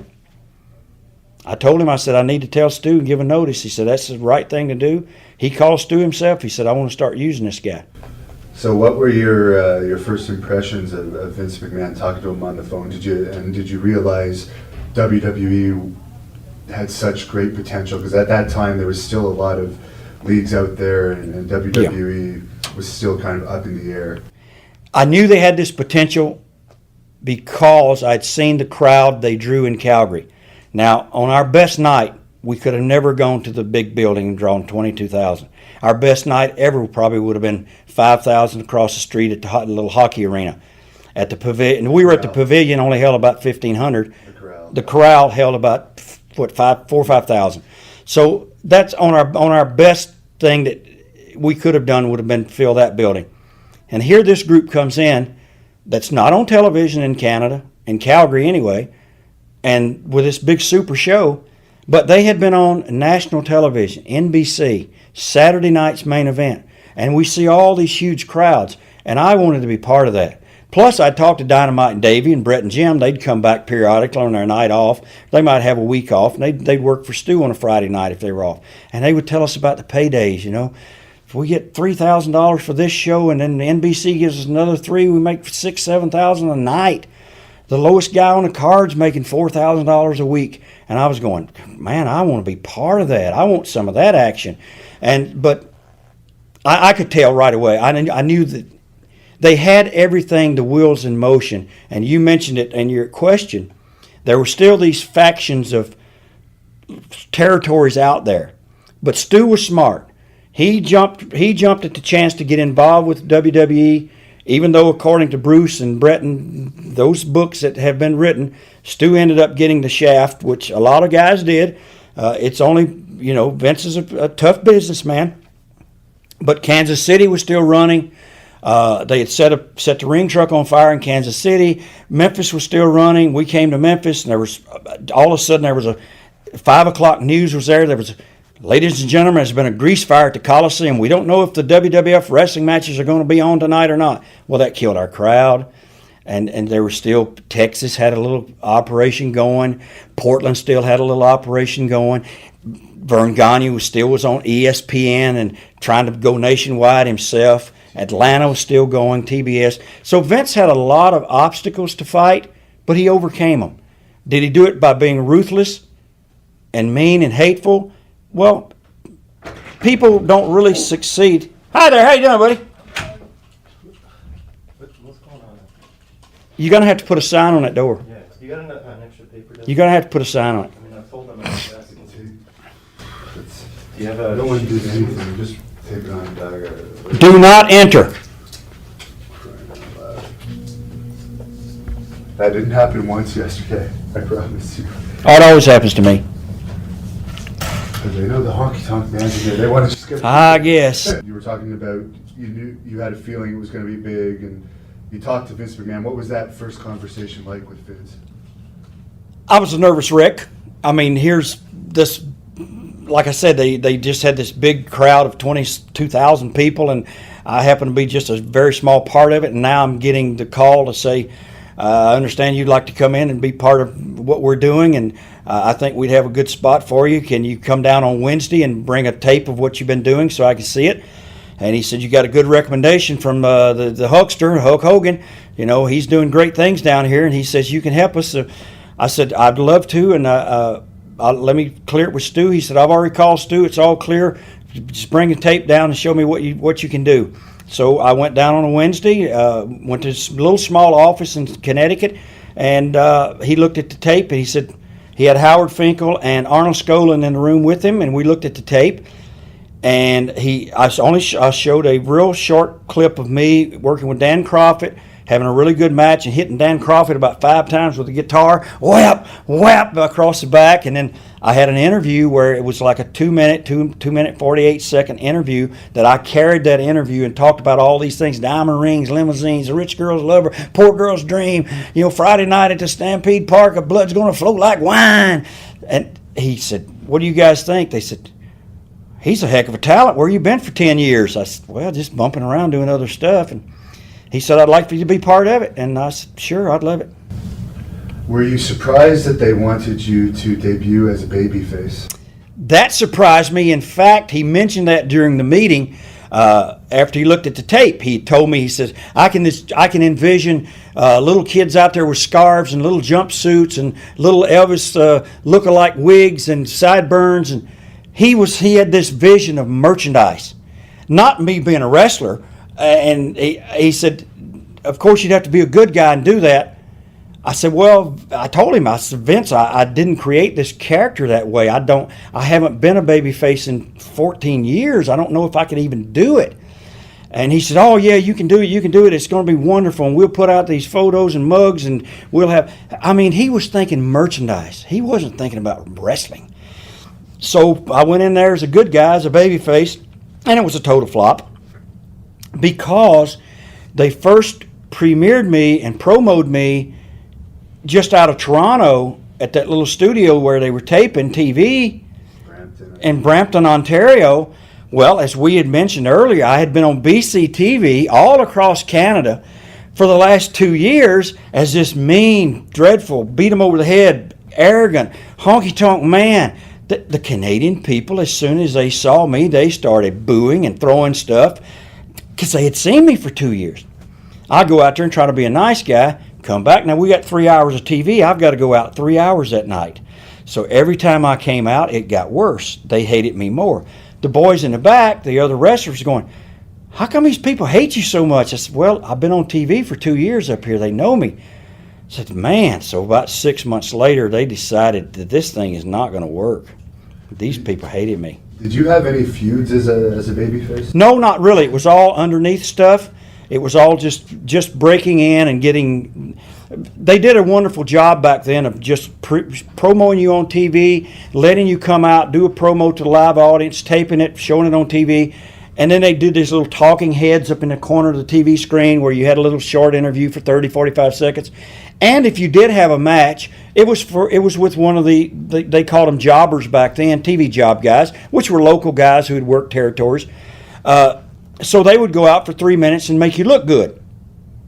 I did that for a month, 6 weeks before they finally had me booked. I thought, gosh, are you ever going to book me on a house show? And finally, after about 6 weeks, I had my first booking, and I was like Hartford, Connecticut or somewhere, and I was booked for 3-4 days a week, and I had matches with like Lanny Poffo, I had matches with S.D. Jones, just guys that were in the territory that were working undercard, and they were kind of the guys that would go in the ring with you and see if you were good enough and if you could work. And I always had a good rapport with everyone on the undercard, and that way, the next booking sheet I had 65 days, and for those 65 days I was under the card. So was there ever an actual heel turn, or did you just kind of? There was never a heel turn other than Jesse Ventura came up with the idea for doing the vote of confidence, and they put up a bogus 1-800 vote honky or something, and and then they came back about 2 weeks later and says, well, the vote, now he was a bad guy commentator. Vince was a good guy, but they let Jesse, well, the votes are in, Honkytonk Man. Oh, I knew it. They love me. They love the Honkytonk Man. They want to see me out here. I want to kiss some babies. I want to have so much fun. He said, no, you don't get it. Don't you understand? They voted like 800 to 20 against you. They don't like you at all, greaseball. And that was the turn right there. That was it. So your first real feud, I guess, would have been with Jake Roberts. Yes, my first big feud came with Jake. Jake had been a bad guy, and Jake was a bad guy. Now I'm the bad guy, and I go out and do Jake the Snake Pit. And Jake's interviewing me, calling me all these greaseball, dressed up like Evans. Who do you think you are? Well, when Jake first went out to do his Jake the Snake Pit, of course, the people booed him because he had been in matches with Savage and been in matches with Hogan, and he was the bad guy. Was that the first snake pit ever? Or? No, he had a few of those before, where he was getting over as a bad guy, but they thought that Jake could serve them better as a good guy, and they wanted to promo me into upper level on the card. So he said, go out, and when Jake starts talking, blah, blah, blah, and he turns his back to reach to pick the snake up, and he turns around, you whack him. And when I hit Jake with a guitar, that place cheered Jake. I mean, they turned on me like rabid animals. And from then on, Jake was a good guy. So we didn't have to do more than a 2-minute interview segment for me to turn Jake. So Jake actually claims that whole guitar hit, that it was a very heavy guitar, and that actually screwed him up so much that he got hooked on pain fetish instead of drug. Did you ever hear of Jake doing drugs before that? Because, of course, I've read quite a few lesson books. Road Warrior Animal even says he was quite into drugs back when they were roommates. So this would have been numerous years later. Do you think you really injured Jake? And did that injury have anything to do with this, 30-plus year now? That he claims that I hurt him and he had to have neck surgery. Well, I always say this. The stuff that I knocked out of Jake's ears, was the powder that came out of the guitar was not the kind that Jake was using. Let's put it that way. But here's the point, and the fact of the matter is this. Jake wrestled 2 more years before he had neck surgery. He wrestled 2 years after I hit him with a guitar, before he even complained about neck surgery. Jake was Jake was in and out of rehab several times while we were having our program together after the WrestleMania 3. And Jake had his demons, and he admits that. The thing that bothered me the most was Mick Foley wrote in his book that I permanently injured Jake, caused Jake Roberts to have neck surgery, which probably shortened Jake's career. So I took offense to that. And I called Foley like a man should. I called him up and I said, Mick, why did you write this in your book and say these things? Promoters are going to read this and think I hurt people. And I said, I've never hurt anybody in my life in this business, ever. He said, well, that's what Jake told me. I said, you mean that's the only person you asked was Jake? I said, why didn't you ask me? I said, you're a journalist now. You're writing books. Yes. I said, a good journalist will go to all his sources. He will ask everyone before he forms an opinion. I said, you never asked me. If you had asked me, I'd have told you. The guitar was so gimmicked that I had to hide it because some of the boys would come along, they'd like to pick it up and play with it. No, don't touch it, don't touch it. So I had to go hide this thing. We had cut it, and that was a big, heavy guitar, but we had cut it with a carpet knife and cut X's and cut lines in it. And we took a black permanent marker and blacked it in all the white parts so you couldn't see the white part of the wood. It was so gimmick that I pushed on it with my thumb and I thought it was going to break. And I told Jimmy Hart, I said, we got to hide this because it's going to get broken. That's the only one we had. Now, what was Mick Foley's response to the apology? He told me he was sorry. He says, you're right. I should have asked somebody other than Jake. I said, given Jake's reputation, and Jake's had openly admitted all his demons, I said, why would you want to believe Jake? He says, well, I was been around Jake a few times and everything. I trusted his opinion. I said, well, But anyway, we didn't have harsh words or anything by any means. He talks actually in the same book that Jake, when he was traveling with Jake didn't overcome his demons and So was doing all sorts of stuff. Back when he was doing his religious gimmick, even. So that feud, I guess the epitome of that feud was WrestleMania 3, and Alice Cooper was involved with that match. What was WrestleMania 3 like for you? Probably the biggest wrestling event of all time. And any memories of Alice Cooper from that night? We knew that the WrestleMania 3 was going to be big. None of us ever dreamed it was going to be that big. As far as going out there, you couldn't see the people. They looked like they were so far up. They looked like tiny little ants. And if you ever get a chance to show that photo and so the people can see that aerial view from the top of the building down, I showed it to my daughter the other day. She'd never seen it. I said, this is what we had one time. This is the kind of people we drew. And she said, gosh, Dad, you can't even recognize them. They look like little ants. I said, yes, there was 90-something thousand people. We never dreamed it'd be that big. We never dreamed it would take off like it did after that. WrestleManias had been so-so. WrestleMania 1 had been not a real profit for WWE because they tried a simulcast or something, or maybe that was WrestleMania 2 where they tried to do it from two different places, and it wasn't a complete failure, but as far as business-wise, it was not good. WrestleMania 3 put Vince McMahon and WWF over the top. And to be in there with Alice Cooper, I'd never met him before. He lives in Phoenix. Aretha Franklin was there and sang and everything. And we were interviewed backstage by that girl, Mary Hart, that was on that Entertainment Tonight show for so many years. It was a star-studded event, but we had been on the road. I want the fans to remember this and keep in mind. We had been on the road like 50-something days straight. We had the night off. If I remember, we might not even had the night off before WrestleMania 3. I don't even think we did. I think we wrestled somewhere that night and drove into Detroit and went to that show that day. And we didn't know how big the crowd was until first match went out and saw the crowd. But being with Alice Cooper, it was Jake's idea to have Alice Cooper because he thought, well, Alice Cooper handles snakes, and Alice Cooper's top name in the rock alternative rock kind of music business, and had a big following at the time, and was from Detroit, so that enhanced the crowd a little bit.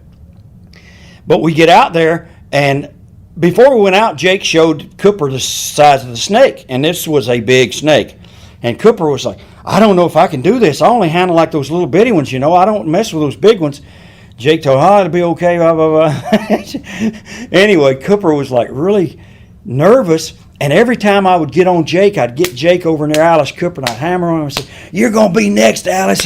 What kind of name do you have, Alice, anyway? He almost got ready to climb into the ring and jump on me because I had gotten him so worked up with beating on Jake. Come on, Cooper, you're next when I finish with him. Bing, bing, bing. And then when he did get in the ring and he had this big snake, he could hardly hold it. And he had to put it on Jimmy Hart, and Jimmy was struggling and would. Jake almost had to break Jimmy's neck to hold him. So I actually saw an interview with Billy Jack Haynes where he actually said he saw Jake doing coke before his match WrestleMania 3 and numerous other wrestlers. Was drug use open in the back in those days? I honestly can say I never saw any of that, ever. Now, mind you, I didn't hang around with those guys that did that stuff. I didn't go to their hotel rooms at night. I don't know what they did. I heard rumors about it even before I went there, about the amount of money they were spending, $2,000, $3,000, $4,000 a week on all sorts of things, whether it be steroids or prescription medicines or under the table medicines. I never saw it. Did I see steroids used? Yes, yeah, I did see that, but I never saw hard drugs used in the locker room or outside around the building. Nothing. I never. Now I could tell if someone had been doing it, they might have done it before they got to the building. They might have went out to their car. But me personally, I never experienced seeing it. And it wasn't just a WWE problem. It was on a lot of wrestling promotion dressing rooms. It was. I mean, I don't want to single out WWE or WWF on anything because before I even went there, I was never doing cocaine ever. Very seldom. Once here and there.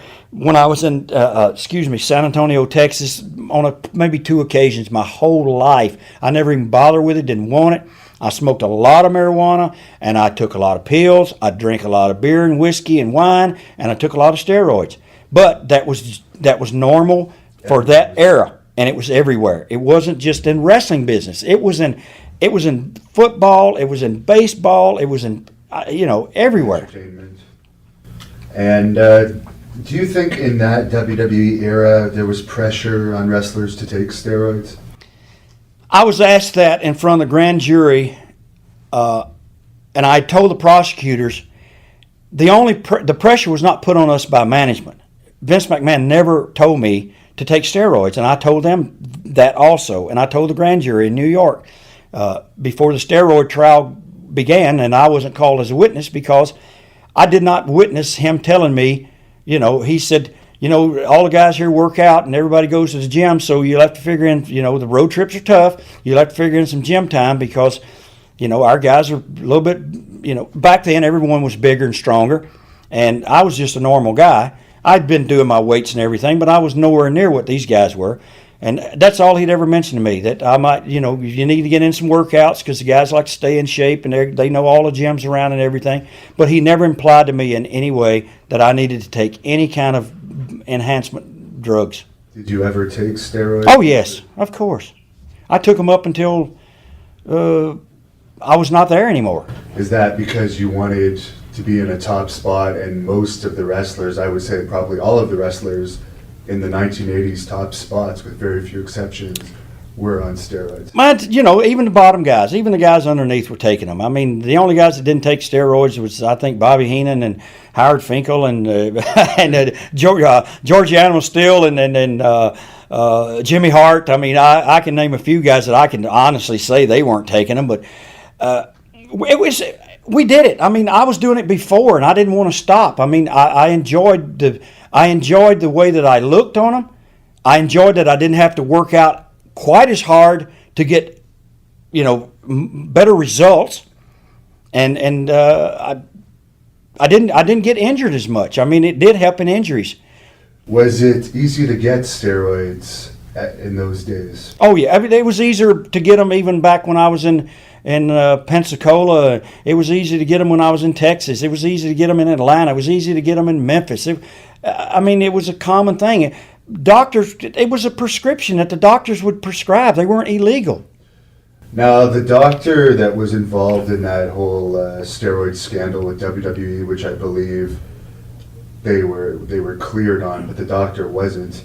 Yeah. He would often set up shop in the dressing room. How did that work? Can you explain? He was a commissioned doctor, and he would be in one room, the commissioner's in the other. You'd go in, you'd sign your forms and everything. They'd said, okay, you need to go in and see the doctor because he had to give you blood pressure and check your heart and lungs, and that was pretty much it. But he had his bag of goodies, and he would ask you if there's anything you need and how are you feeling, blah, blah, blah. And he never implied that he had steroids. He never told me, do you want some steroids? He never said that. And this is what I told the prosecutors in New York. He would just ask if there's anything you need, how are you feeling. But word had gotten around that this is, when you get to Hershey, Pennsylvania, this is where you can get them, and this doctor gives them out. So, I mean, he actually went to prison over it because he was...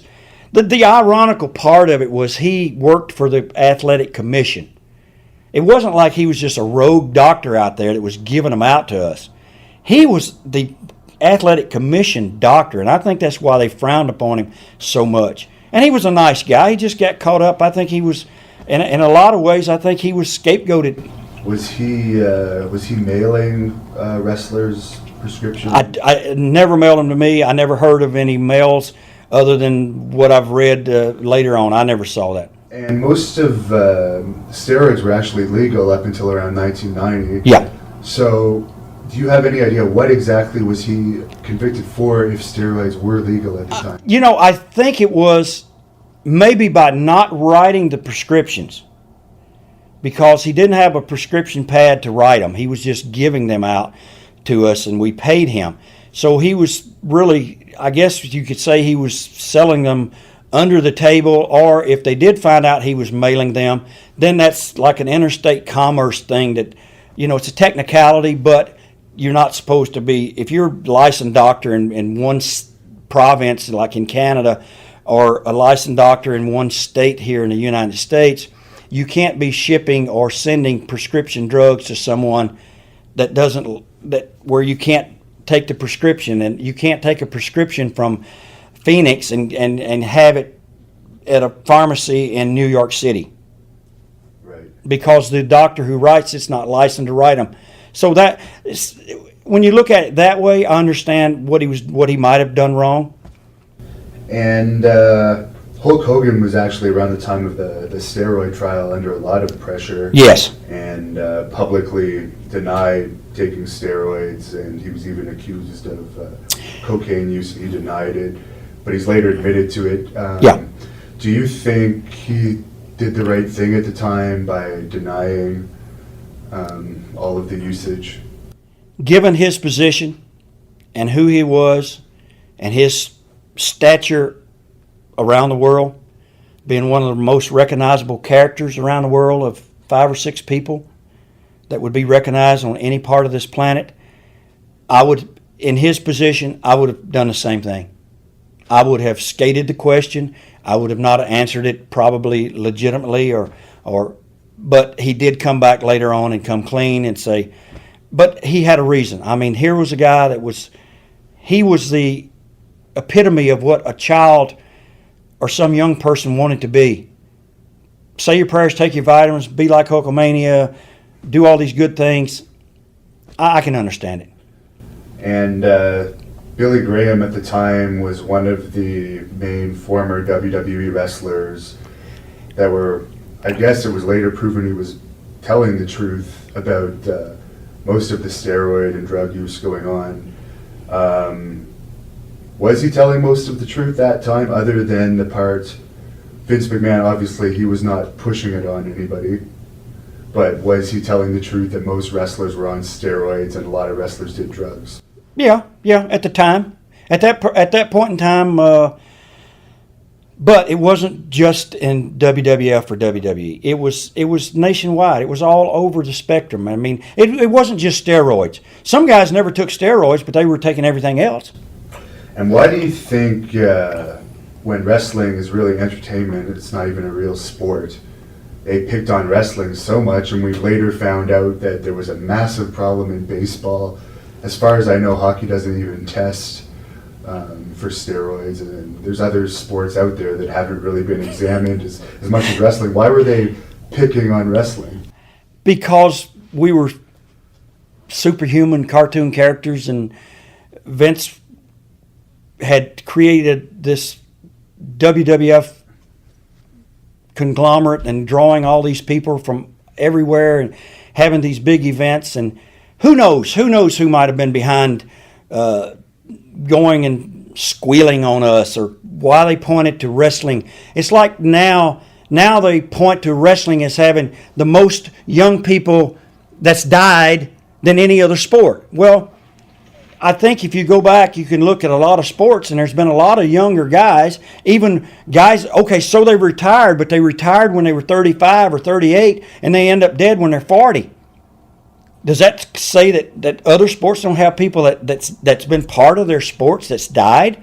You know, we're not, I hate to be singled out as a group, and I love what I do as a professional wrestler, but I don't think we get a fair shake on all this drug and death issues. We don't get a fair shake. And you said you took steroids for a while. Did you ever notice, now it's about 30 years later, 25 years later, since you stopped taking steroids, did you ever notice any side effects? Just maybe to tell us, so if there's a young wannabe wrestler watching right now, maybe to, Well, I don't got 22-inch pythons anymore, but but otherwise, other than, shriveling back to being a normal sized guy that I would have been anyway. you were never a real abuser. I did everything in moderation, other than sometimes I took the hard liquor a little bit too far and mixed it with the other things. So I've lived in the shadow of that death walk and came out of it okay many a time, and I'm to be thankful for that. You could thank the Lord. Praise the Lord. Pass the collection plate.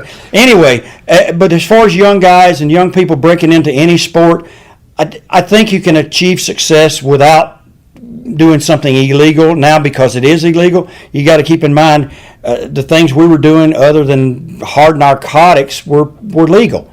And we had prescriptions. I had prescriptions. It came from a doctor. It wasn't I had my prescriptions for the steroids, and I didn't over-abuse. Have I felt anything out of it? Not that I know of. I know my liver was tested last year and a half ago. My levels were extremely high. That came out of my blood test. I haven't been back to be tested again because I haven't taken the time to be, clean body-wise from any kind of drinking or beers or something like that. And I don't smoke marijuana. I don't take steroids in the last 20 years. I haven't smoked marijuana in a year. I only did that when I was with somebody, and now I tell them I don't care about it. I don't even want it. It's practically legal here if you have the card. I haven't smoked a cigarette in 30 years. I think cigarettes are more damaging than anything a person can put in their body. And if I could say anything to anybody, it's, don't over-abuse anything. We all have our habits. We all have our demons. Just try to stay moderate. What's inside of me right now because of what I did, I do not know. And until I get checked and thoroughly checked, I won't find out. So back to the actual wrestling part of your WWE time. You had Jimmy Hart managing you. Sometimes you came out with Peggy Sue, who was either Jimmy Hart in drag or Sherry Bartel. Who came up with the idea to have Jimmy Hart in drag, and what was it like having Sherry Bartel manage him? Why wasn't it continued? Having Sherry was a chore. I can say that because she's not here to defend herself, God bless her. But I liked Sherry, and I always had fun with her, and she was a great lady wrestler, and she was dedicated to wrestling, but she let her demons take over her, and eventually the demons overtook her for good. She was a chore as far as being Peggy Sue because she would show up late for TV interviews, and we would have to wait, and we'd lose our spot in line. We might be scheduled for 2 o'clock. She'd show up at 4. Well, they had other guys scheduled, so now we got to wait because of her. Excuse me. So I would give her my peace of mind sometimes, and so would Sergeant Relay Goulet. I mean, sometimes it wasn't the best language in the world as the way we talked to her about being on time. She was one of the boys. Yes, she was. She was one of the boys. So we take that with a grain of salt. And then as the Peggy Sue thing started to go into its later part of that run with Beefcake and different guys, they wanted her to be more of a feature girl wrestler, so she was put on the cards then to wrestle and different cards around the country where I wasn't. Well, we still needed the Peggy Sue, so we just took her costume.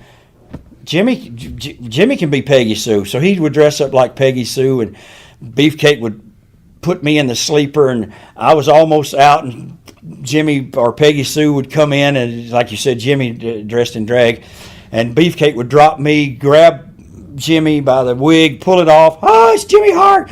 Reach into the blouse. We'd stuff the brassiere with the toilet tissue, and Beefcake would throw the toilet tissue out. And the fans went crazy over it. Then stripped the skirt off, and Jimmy's got on a pair of pantyhose with his boxer briefs or whatever. He's running all covered up, and it was a great piece of television. It was great work. While you're on the subject of Colonel Jimmy Hart, do you want to tell us about what it was like working with him? He pushed me every day that I didn't want to go and do something. He would have me up at 4, 5, 6 in the morning to go do a radio, a TV, or do a call-in if we were on the West Coast. It's 4 in the morning. We need to call a station on the East Coast. He'd wait. He pushed me very hard. That I achieved success that I owe a lot to him, because I probably wouldn't have pushed myself that hard. And he was very good about the drug stuff, because he never smoked, he never drank. I mean, the only thing he ever had was a Coca-Cola and a bag of potato chips. I don't know how he lived. But he was that kind of guy that I respected him enough that I would have my 6-pack of beers on the way back or back in the hotel, but I never took drugs and things in front of him. I never took steroids, anything in front of him. I had respect for him that way. Did he know I was doing them? Who knows? I mean, I never told him. So he was a good influence on you. Yes. I mean, he kept me away from that evil element. If it had been you and Sherry on the road, It wouldn't have worked out at all. We would have missed some towns and got fired. And Jimmy was a very stickler. Let me say this about being early. If they need us there at noon, we'll be there at 11. If we got to be at the airport at 7, we'll be there at 5. I mean, he taught me more about being punctual and being on time and doing all this extra media work that means so much to keep that name, Honkytonk Man, buried in people's minds. And that's the reason I started with this greatest Intercontinental Champion of all time. And it stuck in people's mind. people still recognize you everywhere. Right. I remember driving with you the one time and the car passed us and then it slowed down and they took a picture of you.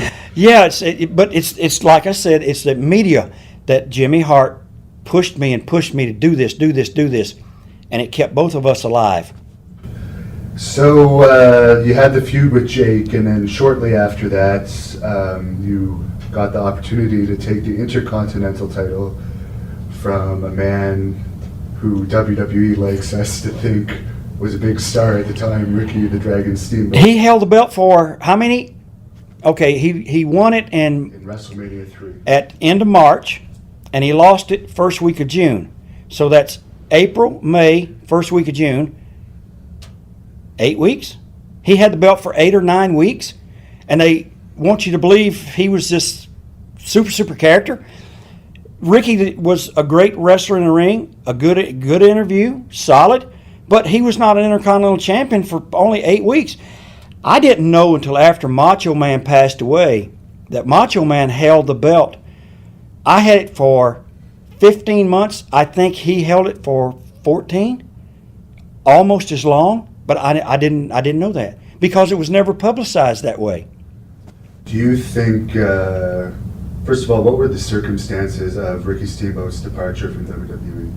Him and his wife were going through some problems, I think, and she wanted him to be off the road because he'd been on the road just like us, 60, 70 days straight, 3 days off, 2 days off.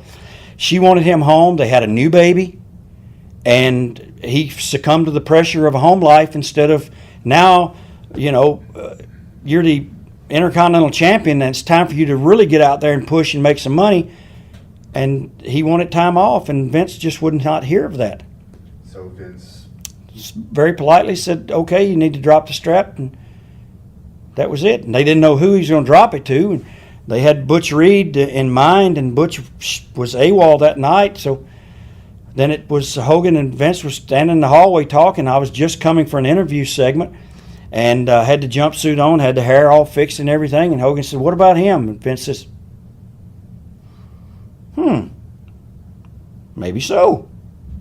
And so he pulled me off to the side and gave me the rundown and told me what was going on and would I be interested in taking this belt and running with it. And I reminded him, Vince, the day you hired me, I told you that if you give me a chance and I make money, pay me. If I don't make any money for you, then you can give me my walking papers right away. And I said, this is my chance to prove it to you. Was there rematches after your title victory? Very few. We had, Ricky and I were in the Garden twice, I think, which was 2 months back to back. And that might have been it. We might have did Boston maybe once or twice. We only had like 3 or 4 return matches. Yeah. So in those days, there was usually 3 towns being run Yeah. every night. 3 by towns. WWE alone. And when you were Intercontinental Champion, and even after that, you were headlining usually the B shows. B shows. And what were the crowds on the shows? Sold out. We were sold out. Hogan might be in Boston Garden, 18,000 sold out. Macho Man and I, or Jake the Snake, if he was there. Now, Jake was around for a little while, but then Jake would go on hiatus, so then I'd get beat every night in the house show with a substitute. But when Randy and I had our run together, we might be in L.A., there'd be 18,000 there. We'd go to Miami, it was sold out. Hogan would go to Seattle, it was sold out. We'd go to Winnipeg, have 10,000 people in Winnipeg, which was unheard of because Winnipeg wasn't a huge draw for anyone back then. Then we would go to San Antonio, sold out. Wherever Randy and I went with the card we had, it would be sold out. And then wherever Hogan went, it was sold out.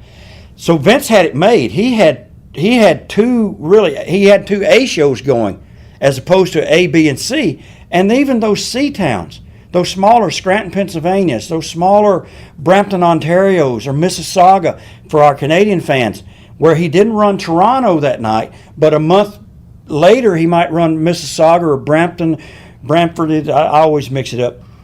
But anyway, they would be sold All out. Toronto. Just that's a suburb of Toronto. Yeah. But yeah, it's all around the area of Toronto. So you were talking about your feud with Savage a little bit. That was a great feud. People still talk about it. Can you tell us about your memories of that feud? Randy was extreme professional. We weren't close friends. I felt like we were friendly. It was a professional friendship.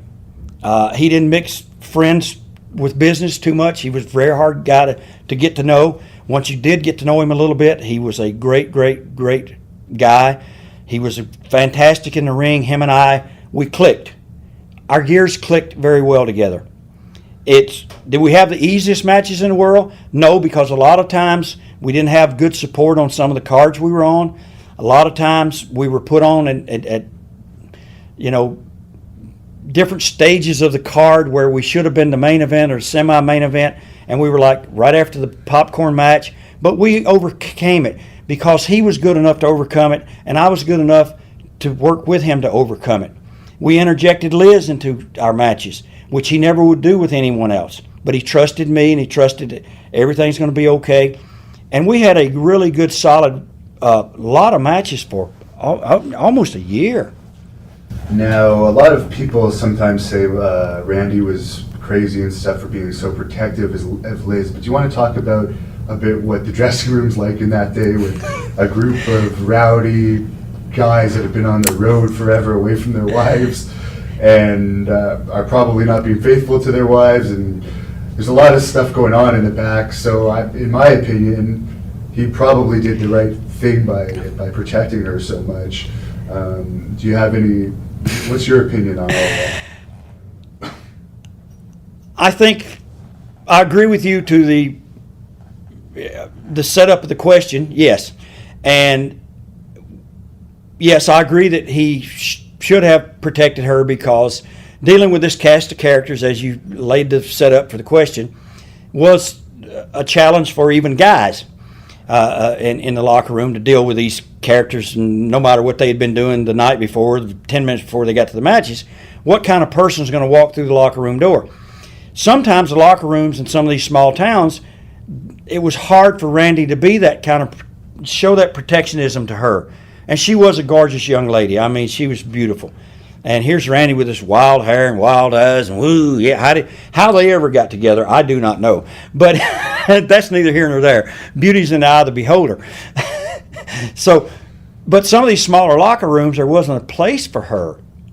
And so eventually, as time went on and Randy got more power, he was able then to force upon Vince to move us out of a locker room and put us in the hallway, and he would take Liz and put her in the locker room and take the key and lock her. I didn't really like him locking her in the room because if there was a fire or something, he'd go do interviews and she wasn't involved, or he'd go do something, a TV station outdoors or remote. She was locked in the building, I never thought that was the best way to do it. I mean, he could have left the key with her, but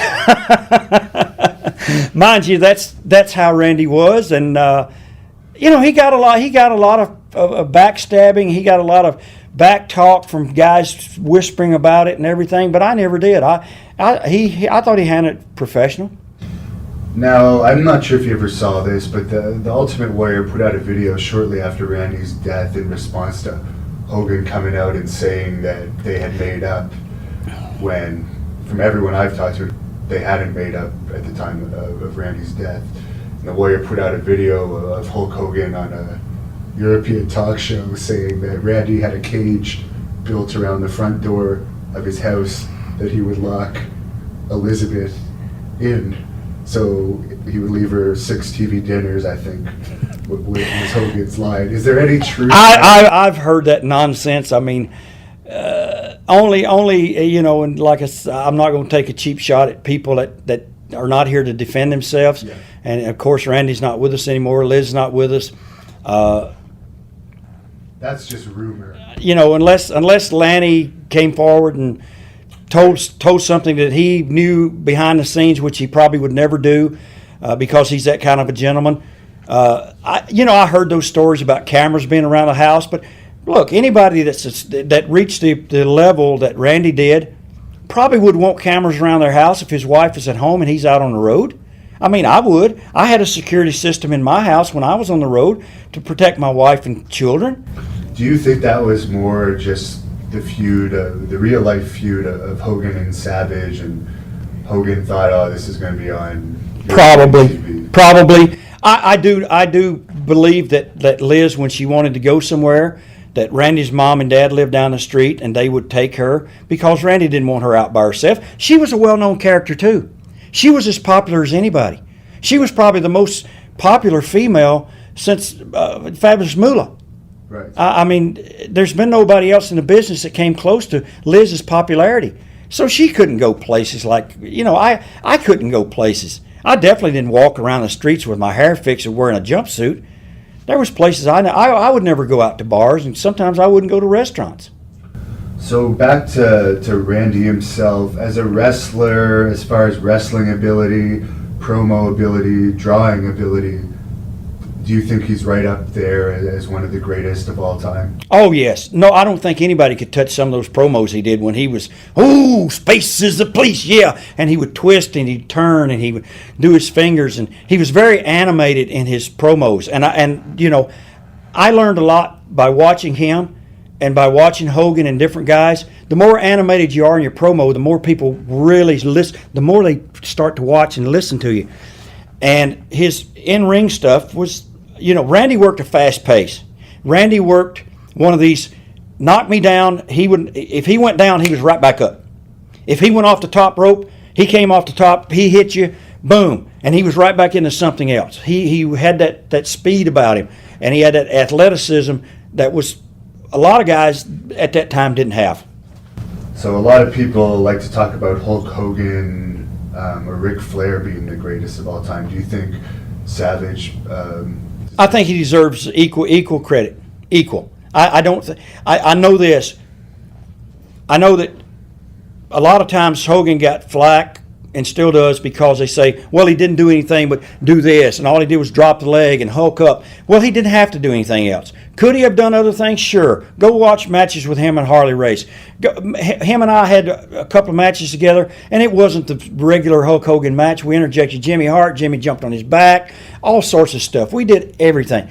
Randy could put a match together too that got the best out of Hulk. And Randy could get the best. And Randy would never he never really liked to do the same match in the town. If we were there last month, let's change it. Let's don't do it again. If we were on TV and they saw this, let's change it. He did not like that. Whereas a Ric Flair, I mean, even Jim Ross and Jerry Lawler would say, oh, come on, Rick, not that bump over the top. Oh, coach. Oh, no, he's going to get it slammed again. Rick, it never works. It was like he never changed. It was always the same. So you just brought up Hulk Hogan again. Now that you're having your run and you're a legitimate superstar at this time, definitely a main event player. SWAT teams. Oh. You just mentioned Hogan. That's where we start. Yep. Yeah. Go to the bathroom here. I might have to have one of those Heinekens. Can you believe that lady came in here twice after we told her we're shooting TV? I mean, the first time's bad enough. Then she walks in front of the camera. In front of it. And she's It's stood not there like- folding the sheets on there. It's like It's not like I need to be quiet. They're shooting TV. Oh, I'll just walk right in front of the camera. Yeah, I won't walk behind. I'll just go. Oh. I mean, what if you're like paying your a portrait studio like $500 to shoot good pictures of you, and she just walked in here and messed up the photo shoot? Yeah. What if we were shooting porn in here? Yeah. We'll need a few more views for that. Same setup. Yeah. Yeah, you just need someone on top of you. That's Well, good answer so far. different, totally different than any of the other stuff that I've done as far as the shoot style stuff, and that's what makes it better because it's more. Listen, some of those shoot things, I take those DVDs, I can't sell them at the matches because I have to tell people these are X-rated. Oh well, my kids Yeah. want to watch them. See, See, we can work something out with getting them copies of this. see, these aren't X-rated by any means. No. But and also, as I said, we want history from somewhere other than WWE. Right. Because Right. right now they present all of history, Yeah. and a lot of it is just Ricky Steamboat was this great superstar. Well, he just works for your friggin' company. That's all. Everybody that works there's had a everybody that works there's had a DVD. Have you ever seen a Ricky Steamboat promo? Most people don't even remember that you beat him for the belt. I know that they remember who I lost to, but not who I won, who I Well, beat. we'll get into him after. Alright. All right, so now that you're a bona fide main event superstar in the WWE, selling out all over the place alongside of Hogan, how was your relationship with him at this point? Very good. We had as far as being a friend relationship, I thought we were closer as a friendship than Randy and I, and it wasn't until we got to the WCW days that'll come up later, I'm sure, that we became not friends anymore. He was always very cordial to me. He was always very nice to me. He was always, "Hey, Honkytonk, man, what's up?" And he loved to listen to my interviews. I mean, he might be in the room sitting there, and he liked watching the stuff we did in the ring. He loved the matches myself and Macho Man had, because deep down inside he wanted to have those kind of matches. He wanted to go out and do all those kind of things, but I mean, the guy, he didn't have to do it. There was no way that him and Kamala could go out and have those kind of matches. There was no way that him and the one-man gang could go, or the Big Boss Man, have those kind of matches, because he was programmed with these big superheroes. And us guys that were 6 foot, 6'1", we didn't really get that big chance with him. It was guys that was 6'3", 6'4", and he had to work a big man's match. Now, around the late 80s, there was a big fight between Adrian Adonis and Danny Spivey in the locker room. Were you around for that? Every fight that was in the locker room, I missed.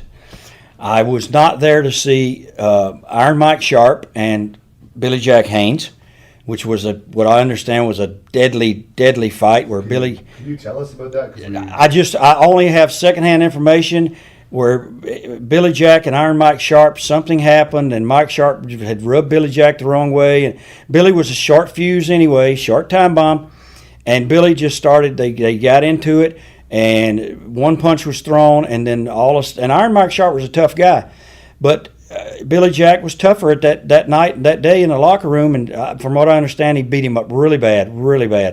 And the Adrian thing, I understand that Danny Spivey had already told Adrian and said, "Look, don't go out there and do this to me anymore." I guess Adrian was, riding him pretty hard, taking liberties with him, kicking him hard, hitting him hard. He says, "I'm telling you, man, if you do this again, I'm going to have to straighten you out." So when they got back to the locker room, Danny said, "Man, why are you doing this to me?" And I guess words went to another word, and next thing you know, they're going at it.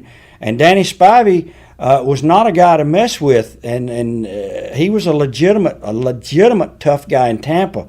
I mean, he bounced in the bars. He did a little strong arming and stuff, and bill collecting and all kind of things. He was the nice, quietest, mellow person you'd ever want to meet.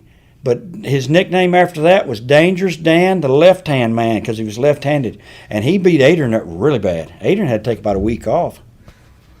Now, And then the Dynamite Kid thing, I was- that was in Fort Wayne, Indiana, and happened in the lunchroom. And I was down with Jimmy Hart, and we were doing interviews. And somebody says, "You ain't gonna believe it, Jacques Rougeau just knocked Dynamite Kid's teeth out." What? And we got up to the lunchroom. It had all been settled down. They had them separated. So I missed that one, and I missed the one where Dynamite Kid had punched Jock in the jaw and broke his jaw 6-8 weeks before that. Jock was playing cards, him and his brother, with a couple of guys, Dino Bravo and some more people, I think, at a table in the Miami locker room. And Dynamite Kid just came in. Jock's got a handful of cards, pasted him right in the jaw. would you say Dynamite Kid was a bit of a bully in those days? Yeah, he was. He pushed his weight around, and he pulled a lot of bad ribs on people. He was always nice to me and always treated me well until toward the end, where he said he slapped me around the locker room, made me cry. Well, I'm glad Diana Hart, or one of the Harts, did a book and said, "You can't believe a word Dynamite Kid says. Everything he said and everything he says was a lie."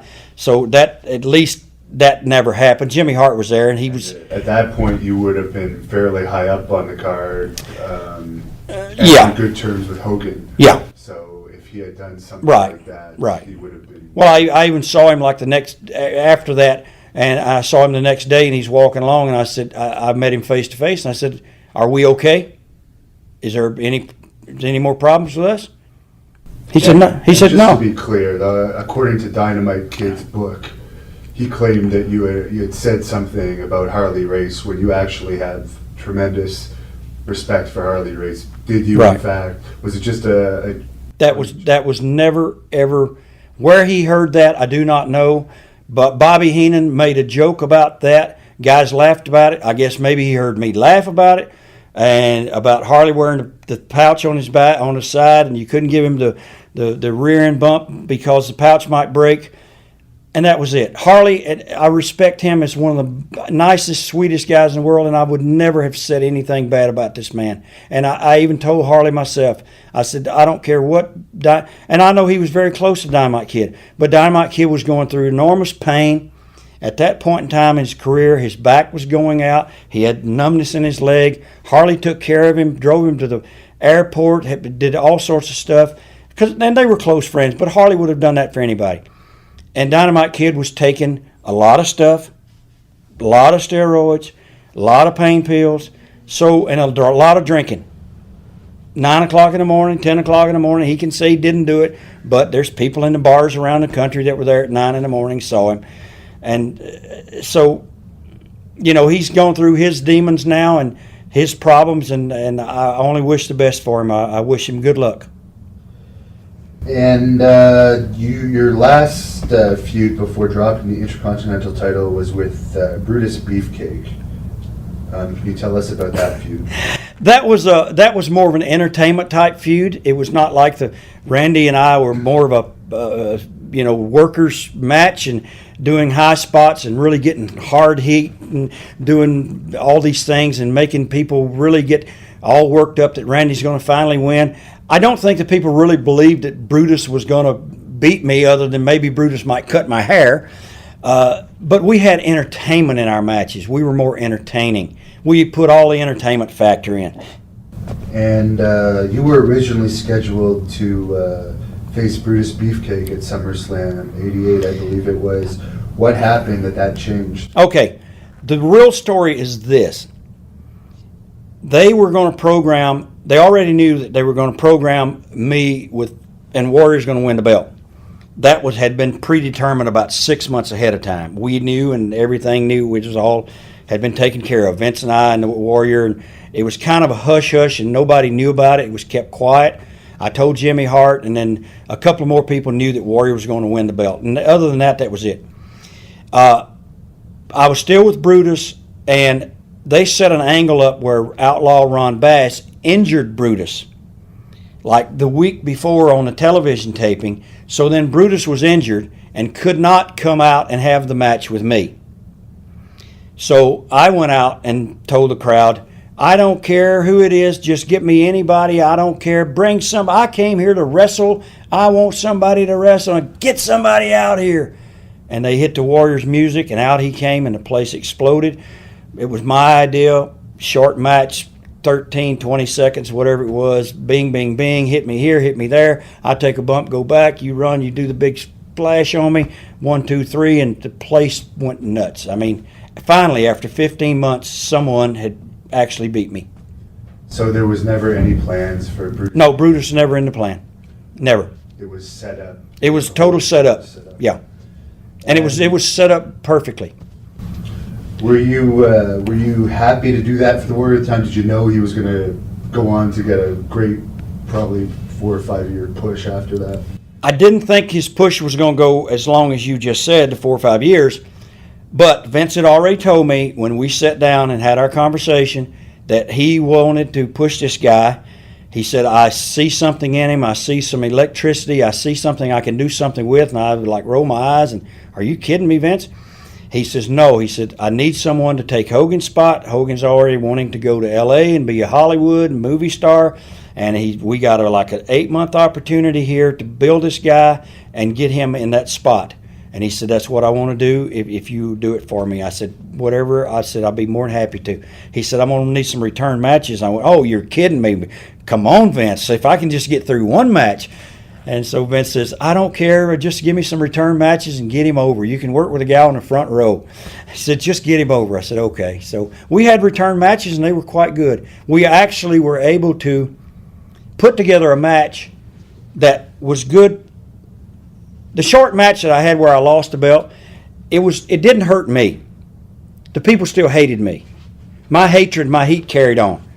Because I could just go on TV and say, hey, he didn't beat me. How was he even supposed to wrestle him? That belt belongs to me. It's mine. It was good for the company because they needed someone, and it was good for Warrior to go very short. Anything longer would exposed both of us, and it wouldn't have helped the company.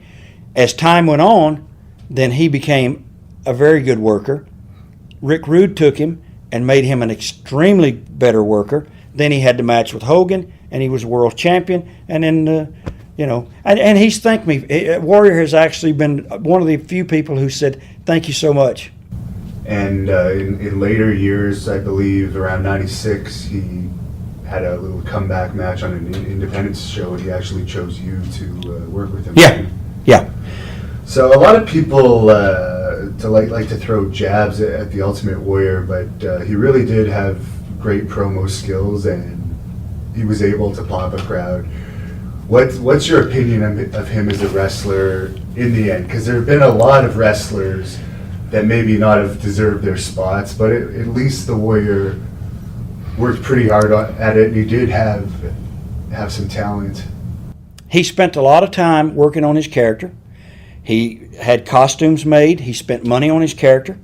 He developed his interview skills that matched his character.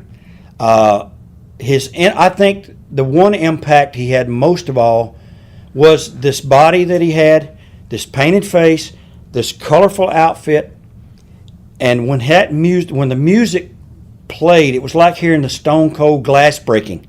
Everyone knew this was the Ultimate Warrior. And when he came through the curtain and ran down and shook the ropes and ran back and forth, he brought energy. He brought electricity to that crowd. That's something that Vince had seen that I really didn't see, because all I'd seen was boring matches with him and Hercules Hernandez where it was just beat on each other for 10 minutes and finally somebody wins. And there was no rhyme or reason to what they did out there. Hercules told me one night, he said, I'm just trying to survive, man. He said, I'm just trying to keep this guy off of me. Was he stiff to work with? Very extremely. But we got all that worked out as time went on, and he became very good. See, the thing was, and if Red Bastien was here right now, I would say, Red, you did this business a total injustice because you dumped about 5 guys out of your training school, out of California, onto this business that weren't ready to be dumped into this business.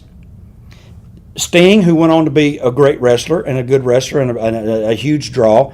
Ultimate Warrior, a boy named Steve DeSalvo, Steve never really understood this business. And another boy, Angel of Death that passed away not long ago. Another big guy, two-sport All-American from North Dakota. His name passes me by. And I think there was one more of those bodybuilder guys out of California that didn't even make it to a territory. I think he went to Memphis or somewhere and just finally quit. But these guys were dumped out here on the wrestling world, not really knowing anything about pro wrestling. And they just went and hammered people. It was kind of like Eddie Sharkey throwing the Road Warriors out. Go ahead, guys. And they just beat up on people till they learned how to work. I think a Road Warrior will tell you, I think it's even in his book, we just went out and beat people up. Yeah. So the next feud you had after Warrior would have been with Snuka, I believe. Yeah. C cards. What was it like working with him? And he's had a lot of demons throughout his career. Was he under a lot of the influence of those demons during the time that you worked with him? When Jimmy came back and was programmed, and I asked for that, I did. I went to Vince and I asked for that program simply because now I've been demoted and I wanted to at least stay up the card and not be back down there on the opening, second, third matches and whatever the case might be. So I said, if you need somebody to work with Jimmy, I'd be more than happy to. And I never worked with him. And he was very much like Ricky Steamboat in the ring. Very, very gentle, good high spots, good, slow, deliberate 20, 30-minute matches. Was his demons bothering him? At that point, him and the Warrior were together and they were riding and working out, and Jimmy was in great shape. Whatever he did away from the building, I never knew. Sometimes his chops came pretty close to my nose, and one night here in Phoenix, well, we're in Phoenix now, right down the street at the Fairgrounds building, Jimmy had been coming off giving me the splash, and he had bad triceps and bad knees, and he said, "Brother, you got to raise up and catch me. I got a torn pec, Jimmy. My pec's hanging down here. I can't even swim. I can't even lift my babies and roll over in bed without doing like this." So I said, "I can't catch you." So every time he came off, the back of my head would hit. Oh, and I had the worst headache coming into Phoenix. It had been 4 days. My head was pounding. I was taking codeine pills. I was taking anything. And my head, now I know what a concussion feels like. My head was pounding. We go out, we have the match. The ending of the match is going to be Jimmy's going to do the leapfrog. I hit the ropes, come back. He drops down. Yeah! Gives me the chop. I take the bump. Picks me up, gives me the slam. Anyway, hit me right across the nose. Whap! Now the blood's pouring out of both nostrils. Picks me up, slams me. My head is pounding. The blood is gushing out. He slams me, comes off. Splash. I don't even move. I just lay there. Knocked the breath out of me. The referee was Earl Hebner. He said, he came back to the locker room. It's the first time I ever saw my little son cry. He was crying, taking off my boots because the blood was just pouring. And Earl Hebner came back to the locker room. He said, "Dang, it looked like somebody stomped a tomato out there." Because when Jimmy hit me, the blood just went. But I had to call the office after that. The next day we were going to Minneapolis, and I called Vince, and I said, "Vince, I'm not refusing to finish," because I knew back then my time was limited. But if I refused, they would just fire me. I said, "Vince, I'm not refusing to do the finish, but if there's any way that we can do something else." Jimmy does a great headbutt, and it won't hurt him, and it's really good. And I just with the pec till my pec gets better to splash on me, it's really hurting me. And he said, "Sure, there's a million finishes." That's great. And did you ever hear the story of Stuka supposedly killing his ex-girlfriend? Heard that story. It circulated around the wrestling world for years, and nothing ever happened on it. I think she might have stumbled and fell off the balcony or something. And I don't think Jimmy had anything to do with that. I don't believe that at all. I know Jimmy too well. I know he's not that kind of person. And you mentioned how was it working with him? Well, we went down to the Sea Towns on the small clubs, the small wrestling shows, but we sold him out because Jimmy had been a big star there. But Jimmy had walked out on Vince, and Vince's punishment was to bring him back. He did put him over me, but he was headlining C shows, which gave me C show money, Not as good as B show money, not as good as A show, but a really good living. For that 4 or 5 months I was with him, then he passed Jimmy up to Mr. Perfect, and then Jimmy got beat every night by Mr. Perfect. And you mentioned your nose got broken. Obviously, there was blood in the match. But sometime around the late 80s, according to numerous wrestling books out there, including Dynamite Kid and Bret Hart's, there was actually a no blood policy in the WWE around the late 80s. Did you ever hear about this policy where you would be fined $500 for bleeding on purpose? No, that I never heard about, because that was something you didn't do unless you were told by the promoter to do. You don't just go out there and do that unless you're one of these other guys that we'll talk about later on. But no, I remember when I came into the WWF and our interview with Vince, I had been doing ladder matches with Leo Burke and guys, and my head was all red and scraped up from the razor blade and everything, and I had my hair pulled down over so Vince couldn't see it. Anyway, Dynamite and Davey and Brett and Jim, they were doing cage matches at the time I got interviewed, and they were getting, double juice, one on each guy every night. Because Dynamite mentioned in his book that they put the policy in place right after that. Yeah. So anyway, I came to, well, at least he thank you, Dynamite. You told us the truth on that one. But anyway, so I got my hair covered, and Vince pulls my hair up, and he says, "We don't do that kind of stuff here anymore." And I'm thinking, they're having a cage match tonight. But after those cage matches, it stopped. There was no more of that. And your last feud as a singles wrestler, I guess, would have been with Dusty Rhodes, the American Dream. American Dream. Laziest American Dream I've ever been in the ring with. I mean, this guy, mind you, Dusty was always overweight and Dusty was always in control. And he always had short matches. This time it wasn't a short match. They wanted him over, but he was given his notice to leave. I don't know why they wouldn't have put me over and let me win the match, but anyway, he's leaving, going to work for Turner for WCW, or NWA back then, I guess, and he was leaving, but yet I had to go out there, and I think, Jimmy Hart, I think, hit me with the guitar. Dusty moves, Jimmy hits me, and I fall back 1, 2, 3. It was a terrible match. It was at SummerSlam in New Jersey. What do you think of him as a person? I think if he opens his mouth, he's probably lying.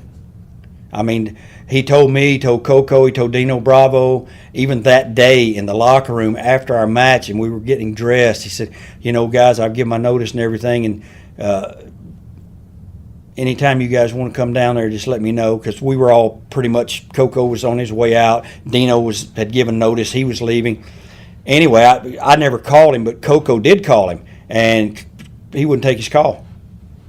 I said, well, that's really nice. I told Coco later on, I said, that's really nice. He told all three of us, here's my number. Call that office when I get in there if you guys got a job. Well, we didn't have one. So after that feud, you ended up as tag team partners with Greg Valentine. What led to that? And who came up with the rhythm and blues gimmick?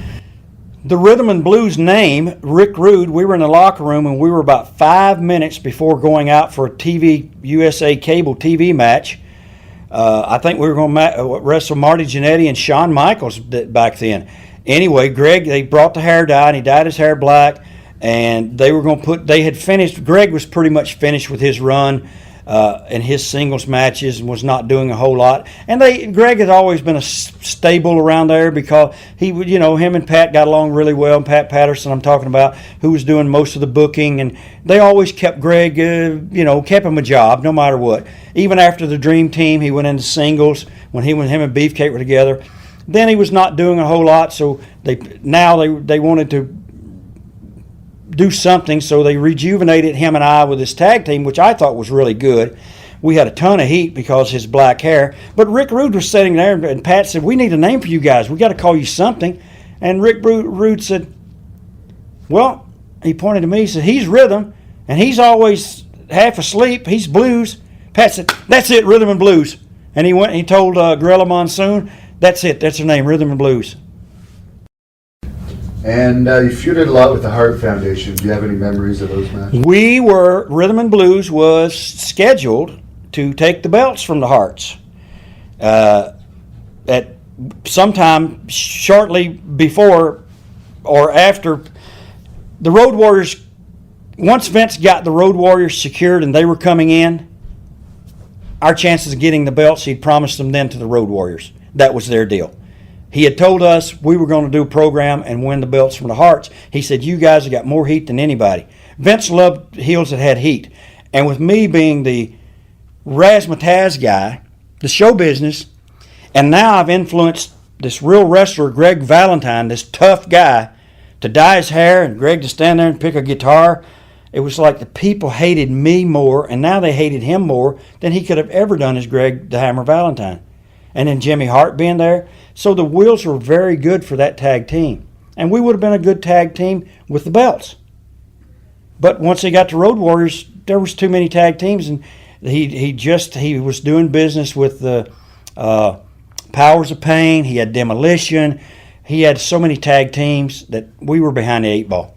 You actually did main event a few shows. I remember. Yes. Particularly, there was a very good Yeah. crowd at the Civic Center in Ottawa. You had a 2 out of 3 falls match with the Hart Foundation, so you drew decent houses in those years too. Did you ever wrestle Legion of Doom? No. The only other tag team we wrestled was the Bushwhackers. That was pretty much it, and that was a comedy match. So it was a fun time. It was fun. But Greg and I tried to make the best out of this tag team as we could in the ring. He really didn't like having his hair black, and he didn't really get into what he could have put. Now he says, I wish I'd have put more into it. He says he wish he would have put more into that tag team because they might have took a better look at us. Do you think he has problems with depression? All the time, extremely. I mean, there's not a day goes by that this man's not depressed about something. Do you think if he'd had kind of a better attitude, he would have gone further in his later years? I think so. I think he wouldn't have caused some of the problems that he's caused for some promoters and done some of the things he's done. And, he even went the religious route at one time and was toting the Bible, but he said he couldn't stop double booking. He couldn't stop lying. I said, well, you don't have to have the Bible to stop double booking and stop lying. Just stop doing it. But anyway, we've always had a good rapport and everything. And there was occasions where he's done some things where I even called him and I said, look, if you don't take care of this guy, you're never going to work there again. And it's happened a couple times. He said, can you cover this up and take care of this guy for me? I said, I can't until you call the guy and pay him back his money or something. Yeah, I definitely noticed there's two sides to his personality. There's a very nice side to his personality that's very likable, and there's a terrible side. Yeah, it's like I said, I get this bad reputation about doing these shoot interviews where everybody thinks I shouldn't do that, but in reality, I'm not that bad person that a lot of the guys in this business think I am. I'm not that kind of guy. I wouldn't do anything to hurt somebody's family or to just blatantly go out and hurt somebody's feelings or to try to stab them in the back to take their position. I could care less about that. I'm going to make it on my own merits. One thing I can say about you is your name brings a smile to most people's faces when it's brought up. Well, yes, it's. I don't know if that smile's a frown turned upside down, or a handshake. You better be careful of the stab in the back. So I never had a reason to do that. I don't. The things I say about guys and the things that I've said. Sure, could I have been more politically correct? Absolutely. But is it something that I could do with my personality? No. It's not me.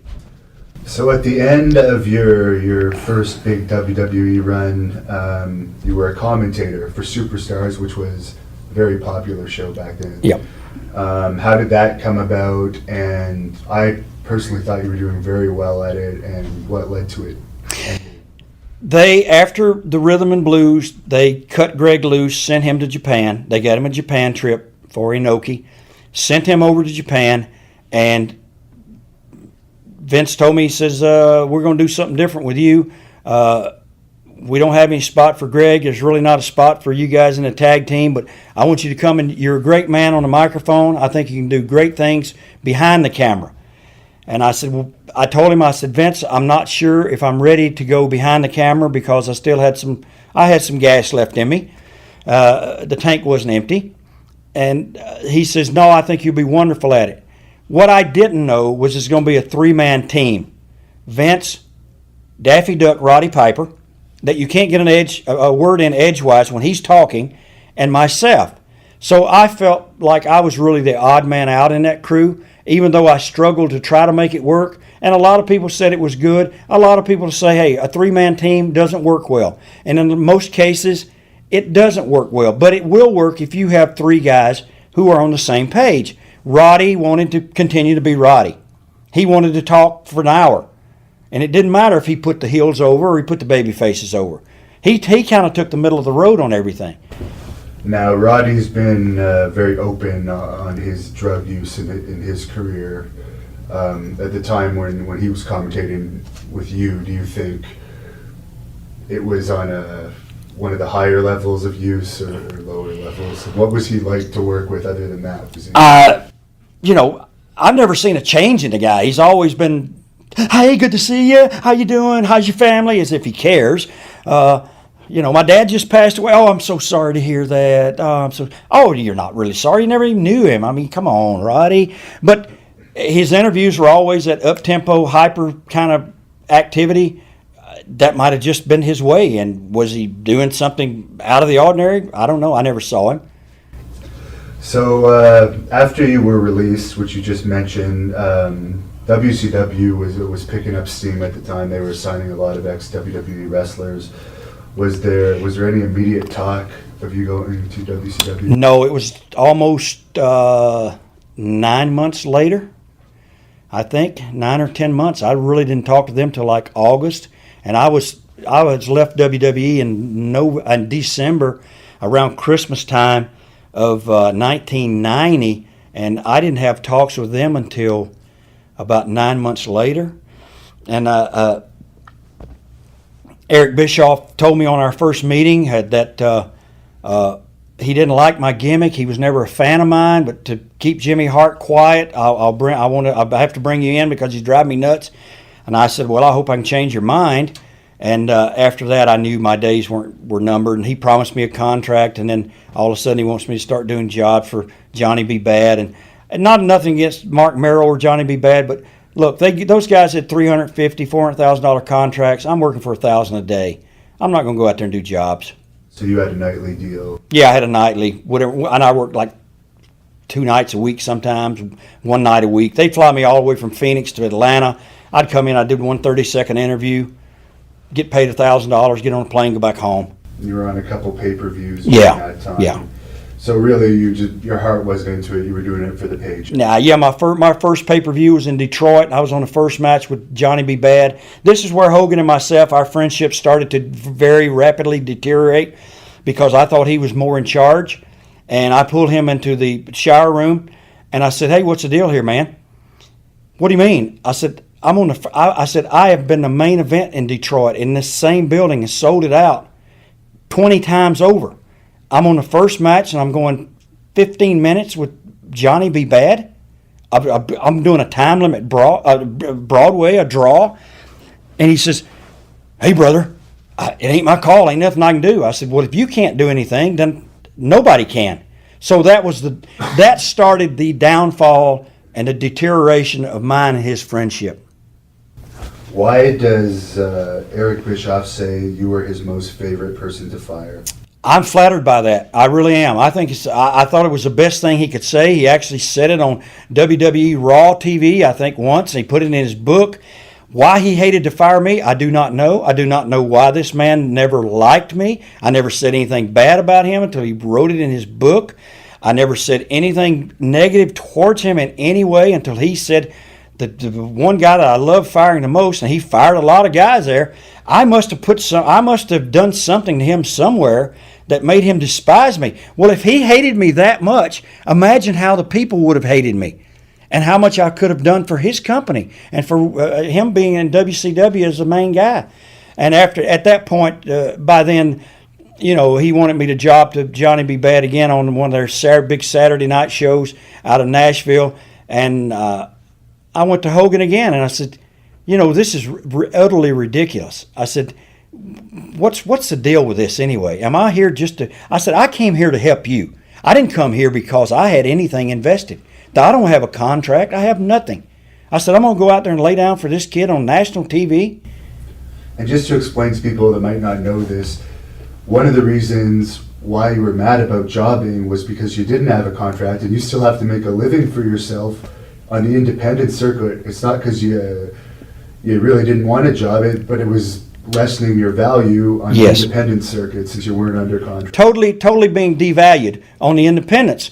And that's what I explained to Eric Bischoff after Hogan had told me, when I said, hey, I'm an independent. I don't have a contract. These guys, I said, I'm going out here. He's got $350,000 contract. I said, I'm making $1,000 to do this job. And Hogan said, hey, brother, I'm just here to serve. I said, well, if you're just here to serve, that's the same shit you told me in Detroit 3 months ago. I said, if you can't help me, then it's over. I went to Bischoff. I said, Eric, you got a minute? He comes outside, stands up against the wall, sticks his chest out. Yeah. I said, I'm not doing that job. He said, well, if you don't do the job, then you can't work here for us. I said, I would love to do it, Eric, but I'm not one of your players. I don't have a contract. If I had a contract, I'd go out there and do anything you wanted. He said, well, if you don't go do this job, you're definitely not getting a contract. I said, what guarantee do I have if I go out and do this job tonight, that when I walk back through the curtain, you don't go, you're fired? He said, you don't have one. I said, well, then I'm not doing it. He said, you did jobs for Vince. I said, yes, but he paid me. And he paid me very well for those jobs. Well, if you don't do that, you might as well pack your bag. I said, my bag's already packed. I got a cab waiting. I said, you couldn't carry Vince's jockstrap. And I walked out. And later, I think it was rumored that you actually lost for WCW in the hundreds of millions of dollars. Yeah. It was definitely over $100 Yeah. million in a year. Could you lose $100 million if you tried in 1 year? No. So that, to me, is their mentality. And he even told me, he said, I'll get you a good contract on the day that I met him. I want to get you a good contract, but I need to clear up some of these bad contracts that have been left on me.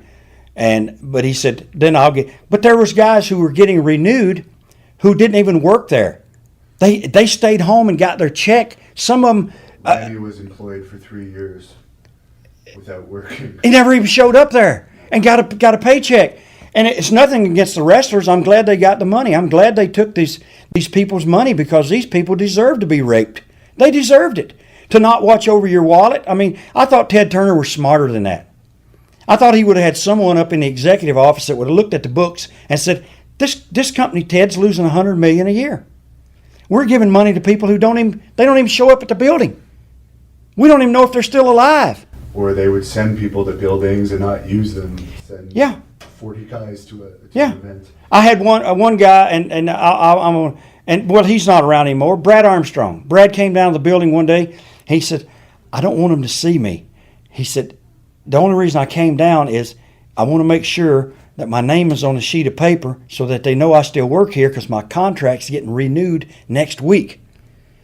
I said, really? And he told me, he said, yeah, it's for like $150,000. He said, I've been home for a year. And you know what? What? Next time I saw him, I did an independent show about 2 years later. I said, did your contract? He said, yeah, they renewed me for 2 more years. And they had the Ted Turner machine, the Turner Broadcasting machine. Everything. behind them. They had everything, all the tools they needed to succeed. But who really killed WCW the most?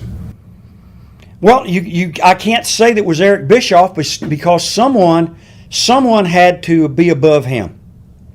And whoever was above him destroyed the company, because they let him do whatever he wanted to. Now, mind you, they had some success in the ratings with the NWO stuff. I'm not going to take that away from them. But the overall picture, it was a losing company. I mean, the day they closed the doors on it, they were so happy. They said, guess what? We didn't lose $100 million this year. We only lost 80. Oh, we lost 80 million. Hoorah, we're doing something good. Oh, you only lost 80 million this year. And Vince turns around. Vince didn't buy WCW. Vince bought the video. He bought the library, the tapes. And he bought them for like $4 million bucks. He bought an $80 million losing company for $4 million. He said, I don't want your ring trucks. I don't want your rings. I don't want any of that stuff. I'm not buying that. So back to WWE in the, I guess it would have been around 97 maybe? Or Yeah, 96. I'd been back for one Royal Rumble or something, and then they called me back, and I did the Billy Gunn thing. I did commentary for a while with Lawler and Ross, and that commentary wasn't so bad, but Vince Russo was in charge backstage then, and they brought me back to do the search for the next greatest Intercontinental Champion, and for 4 months I couldn't find one, which drug on forever. Everyone remembers the search. The search went forever, but then finally, they said, okay, we got the guy for you. It's Billy Gunn. So I go to Billy and I said, Billy, what have they been doing with you out here? He said, I've been doing jobs for Rocky and Flash Funk, that's The Rock, every night in the first match for the last year. I said, well, that's really great. I don't know what we can do here. Then Jim Ross says, we really need to get him over. I want you to go on the road in the house shows. I said, Jim, working the first match with Flash Funk and The Rock ain't going to get him over. He's got to get over on TV. You put the guy over on TV, Jim, you know that. He says, well, that's not my call. I said, well, how am I going to be paid? I'm not on contract. He says, well, managers don't get paid like wrestlers. He said, but call me on Monday. I said, yeah, right. So I gave my notice. So did you really have anything against Billy Gunn, or No. you thought it was just kind of a... It was something that didn't work. Billy didn't want to do it, and he knew it wouldn't work because he was trying to establish himself as a single wrestler because he'd been in a tag so long. And for me to be out there in this flashy outfit, they got him dressed in blue jeans again with it was not good for either one of us. Was that one of Vince Russo's creations? I don't know who came up with it. Their original idea was to have Savio Vega. Which would have made even less sense. Yes. And Savio was excited about it. I think to this day, Savio might think that I heard about it and went to him and told him I don't want Savio, but Savio might have been better. He wasn't getting had a good attitude. He wasn't getting beat every night on the first match. He was with Los Barricos at the time, and they were doing pretty good. What was the biggest difference in WWE, the locker room, and the whole atmosphere in the WWE that time around as opposed to the 80s and early 90s? Totally different. I mean, it was not completely different as it is now. It was different though in the fact that guys had contracts. There wasn't as much camaraderie as we had. It was still pretty much the same, but I think the contract situation and the influence of WCW had brought a change of atmosphere because they had some WCW guys there then. So there was a WCW kind of an influence of, hey, they give us a script, we go out and read it. We study and we go do it. It wasn't as much off-the-cuff camaraderie fun that we had. Nowadays, it's terrible, I guess. And by this point, Bret Hart would have been one of their top guys, if not the top. Yeah. By then, Bret had a private locker room. He didn't dress with the wrestlers anymore. He's Bret. He's the world's champion. I don't understand this private locker room stuff. Because you become world champion, you can't talk to the wrestlers anymore. And in the 1997 Survivor Series, there was a documentary done on Bret Hart around that time. Got pretty known, and you're in the documentary actually in the limo with Bret and hanging around Bret during this time. Did you actually have a role at that Survivor Series in any capacity? Nothing. No role at all, other than sit there all day thinking they were going to do something. They told me, we got an interview segment for you coming up, or we're going to use you on commentary. Nope, we got you scratched. Finally, just before Bret and Shawn went out for their match, I was sitting beside Jim, and Jim was here. Bret was beside Jim, I think, and then Davey Boy and Undertaker and Paul Bearer and Rick Rude. The locker room was full of guys, and I had no inkling, no knowing of anything what was going to happen. And then the Montreal screw job, and I was already in my rental-car going to Ottawa. Were you one of the ones that refused to work the next night in Ottawa? Oh, of course, I didn't know anything about it. And plus, I didn't have a contract. Well, who am I going to refuse? They didn't even use me that night in Ottawa. I hung. You were one of the ones willing to work that night. Well, yeah, I didn't understand that. I'm not going to work because, What's your opinion on the whole Bret Hart thing? Montreal screwed job. I think Bret's motives were right in his opinion because I had refused doing jobs myself for people, not because it was personal, but it was a business decision for me, and obviously it was a little bit personal and a business decision for him. So I don't blame him in that respect. I don't blame Vince for the way Vince handled it because Vince had to protect his company, and I think any other promoter in that position would have done it. I think for Shawn Michaels and some people to know and keep it a secret, if they were going to remain loyal to the company, then I don't blame them for doing it because they had to remain loyal. And Bret already had a good deal going to WCW. There was no reason to cause any confusion. He was getting a huge, huge deal. And it wasn't going to affect his deal there at all. Do you think WCW dropped the ball with Bret Hart when they got him?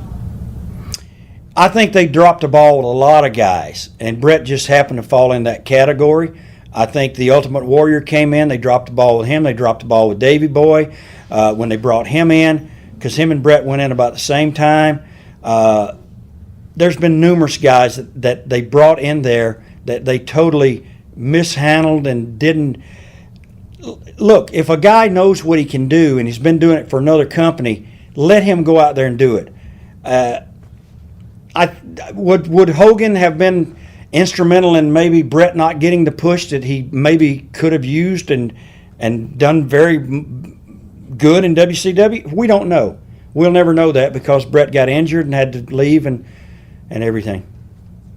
So you spent the next 10 years after your WCW departure on the independents, and then in 2008 you made a brief return to WWE. I believe you were in the Royal Rumble again around that time. Yeah, that's the one where Kane whacked me with a guitar.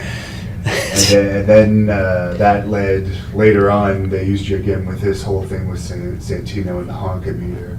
Now, before they started doing that whole Honkytonk, did they tell you there was going to be something, or were you just watching it? I didn't know anything about it till some of the wrestling fans had sent me a Facebook or an email or something saying, have you seen what they're doing with this Honkytonk thing with Santino Marella? And I said, no, what are they doing?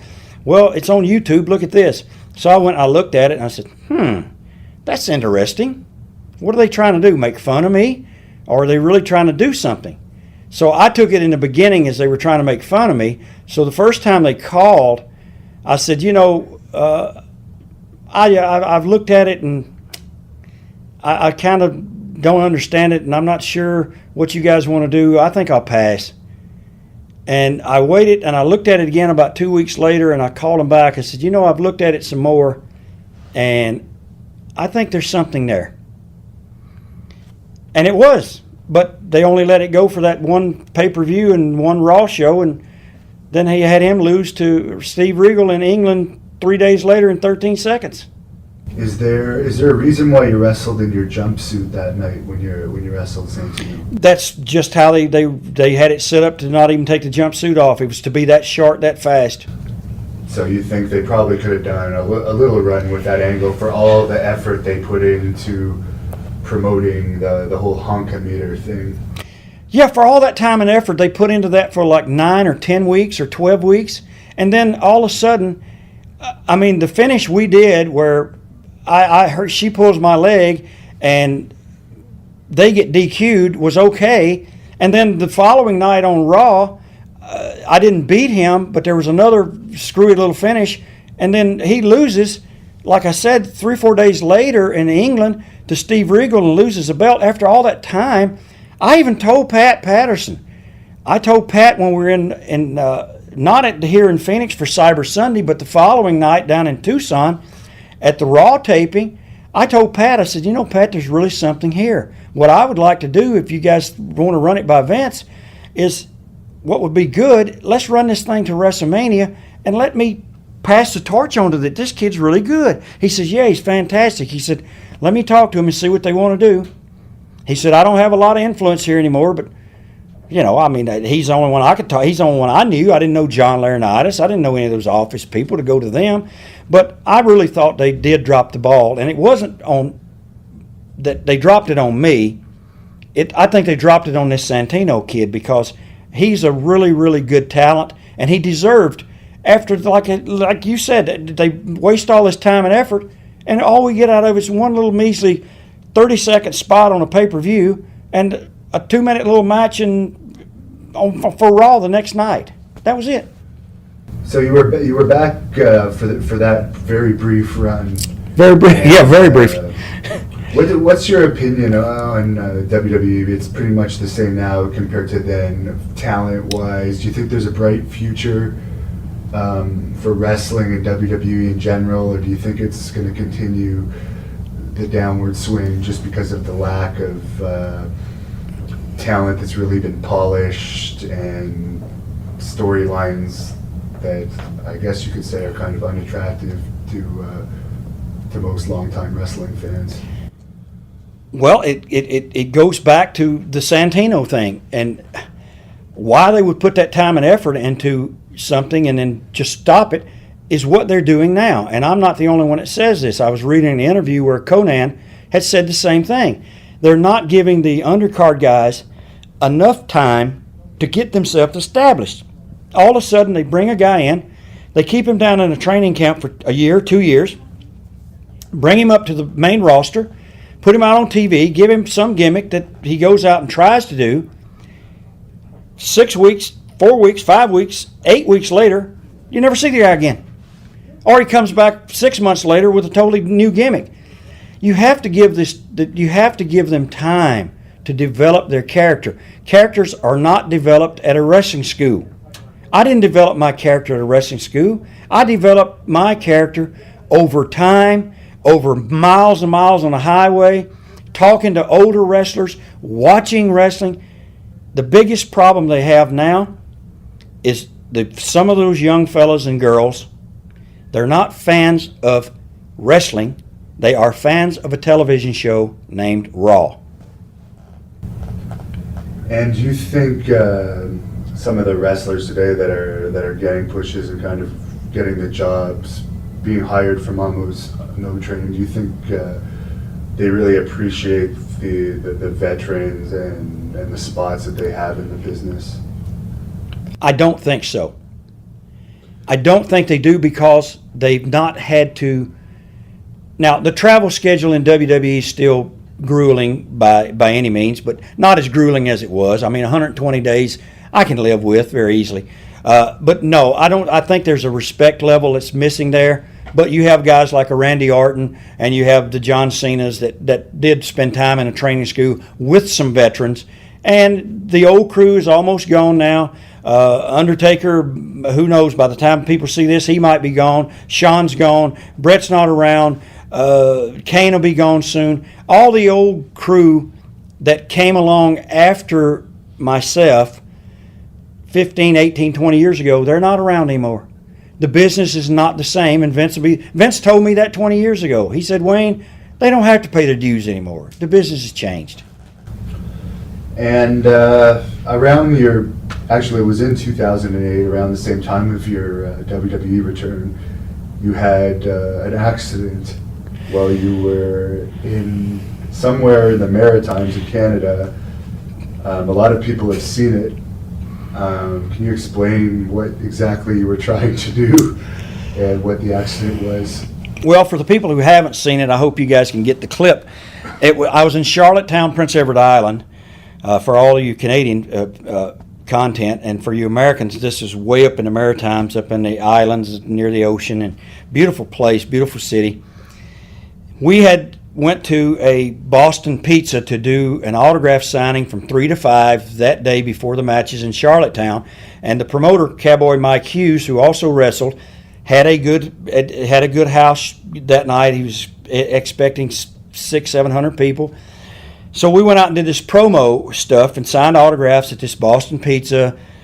Had some one slice of pizza and I had one glass of beer. And the manager wanted to get all his staff come out front in the parking lot. And it's 5 to 5. We're going to leave and go straight to the building for 7 o'clock start. He says, I have these 2 guitars. If you don't mind, can we just get a photo op of us banging the guitars together? And the guitars were quite heavy. And for all the fans out there right now, and for all the wrestlers and for any athlete or for anyone, if you think it's not right and you know in your mind, I really shouldn't do this, don't do it. I broke my own rule. My rule has always been, and I've told kids in seminars and everywhere, if you don't think you can do it, don't do it. And I told the guy, I said, these guitars are kind of heavy and everything. What do you want to do? He said, just hold it out there. We'll smash them together and they'll take a photo of it. Little did I know that I'm holding this thing like I'm working with it, like very gently. I'm holding it like I would my girlfriend or my rat or my wife. So anyway, this guy, the only thing I remember is his eyes got the biggest saucers. And he took 1.5 steps, like the biggest slap shot that anybody could hit from center ice, and swung this guitar. And that's all I remember is him coming toward me. Bam! I dropped the guitar, and not with the best language, I said, I have to go to the hospital. And my finger was torn from the top of this joint all the way around to the back and was hanging by this little piece of meat. I've never been in the hospital in my life other than, I guess, when I was born. Never. Other than to visit somebody and to see one of my children born and see my second child born. That's been it. Luckily, Mike Hughes, who the promoter was, they stuck my hand in a bag of ice right away, took me not too far away to the hospital in Charlottetown, and Mike had been part of the emergency management and he's like a nurse that goes and helps in emergencies, volunteer. He got me in the back door of the hospital because he knew the doctor on duty that day, called to find out, got me in the back. Doctor told the nurse, he said, don't worry, I'll take care of it. Only Mike and the doctor and me were in there. Stitches me up, sends me on my merry way. I went to the building. I couldn't wrestle, but I managed. I showed up. Some of the fans were there. They knew what happened. So it wasn't a fake injury by any means because it's fake wrestling we talk about. My hand got it this big. Luckily, it didn't get infected, but it was the stupidest stunt I ever did. And it wasn't wrestling involved. It was a stupid stunt. That way you can cut in and say, let us show you the stupid stunt. All right. You ready for this? 1, 2, 3. Jesus! Oh, fuck. You've been wrestling for myself, Devin Nicholson, Hannibal, for many years now, since about 2007. How do you like working for me in general? Working for Hannibal, or Devin Nicholson is the promoter on record. Hannibal is your ring name. It's always been something different. It's always been uniquely different, whether it be the show we had in Cochrane, Alberta, or the one that we had in Calgary, where it got out of hand there with those activities that I had before I got to the matches, and then my wife being there too. That was my fault, not yours. But then we get over to different places in Ontario and different places around Canada where you promote, and it's always been uniquely different. And you've always given me good opponents and everything, and not guys I had to go out and struggle with or had to, have altercations in the ring. And we were, I guess the one that I remember the most is the one with you and Leaping Lanny Poffo. And I don't know what transpired out in the ring and why it happened, but backstage, and I hope What happened was, it was really stupid. I didn't know his luggage was lost. And Lanny, sometimes he wrestles without boots. Sometimes he wrestles in different outfits. I didn't realize the shirt he was wearing was his only shirt.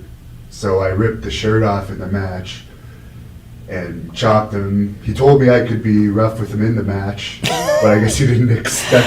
But the match got a little out of hand. Well, He was mostly, I guess, a little angry about the shirt. I've seen you be rough with some people before, and I didn't want that roughness myself. And in fact, the last time I was around you, I think you gave me a chop in the elevator.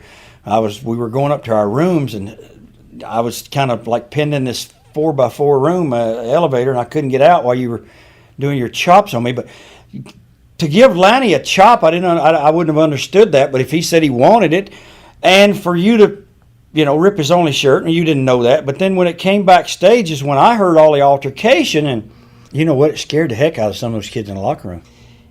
I thought, what the heck is going on? These guys are yelling and screaming at each other, and then it breaks out in the locker room, and you guys are down on the floor. And Lanny's a friend of mine, and I know that you can get carried away yourself and get a little bit, disturbed about things. And it was just a bad situation because I didn't know if I should, grab you as the promoter and as a wrestler that you are, or, take sides with Lanny. So I kind of just let it play out like it did, but I wasn't. I mean, I didn't like it. I really didn't like what happened. I didn't like how it all transpired, and it all. But I hope to never see it again. What's your opinion of Abdullah the Butcher as a wrestler? I don't think he ever learned how to be a wrestler. What he did was not wrestling. I mean, to come out and jump a guy and start beating on him, and then take his fork out of his pants and start jabbing a guy with the fork, and the guy's bleeding everywhere, then he's bleeding everywhere, then he drops his elbow, which his whole body covers the guy, and it's a free-for-all brawl. That's not being a pro wrestler. That's being a brawler. That now I guess he doesn't even get in the ring anymore. And I've seen matches a couple of years ago where he started the match right from the locker room. Now in a match with Abdullah, I mean, is he really from the Sudan, and is he really forking his opponents? No, he's not really from the Sudan, and he was supposed to be on all his interviews. He never talked, which was what he did. He was silent and always had a manager to talk for him.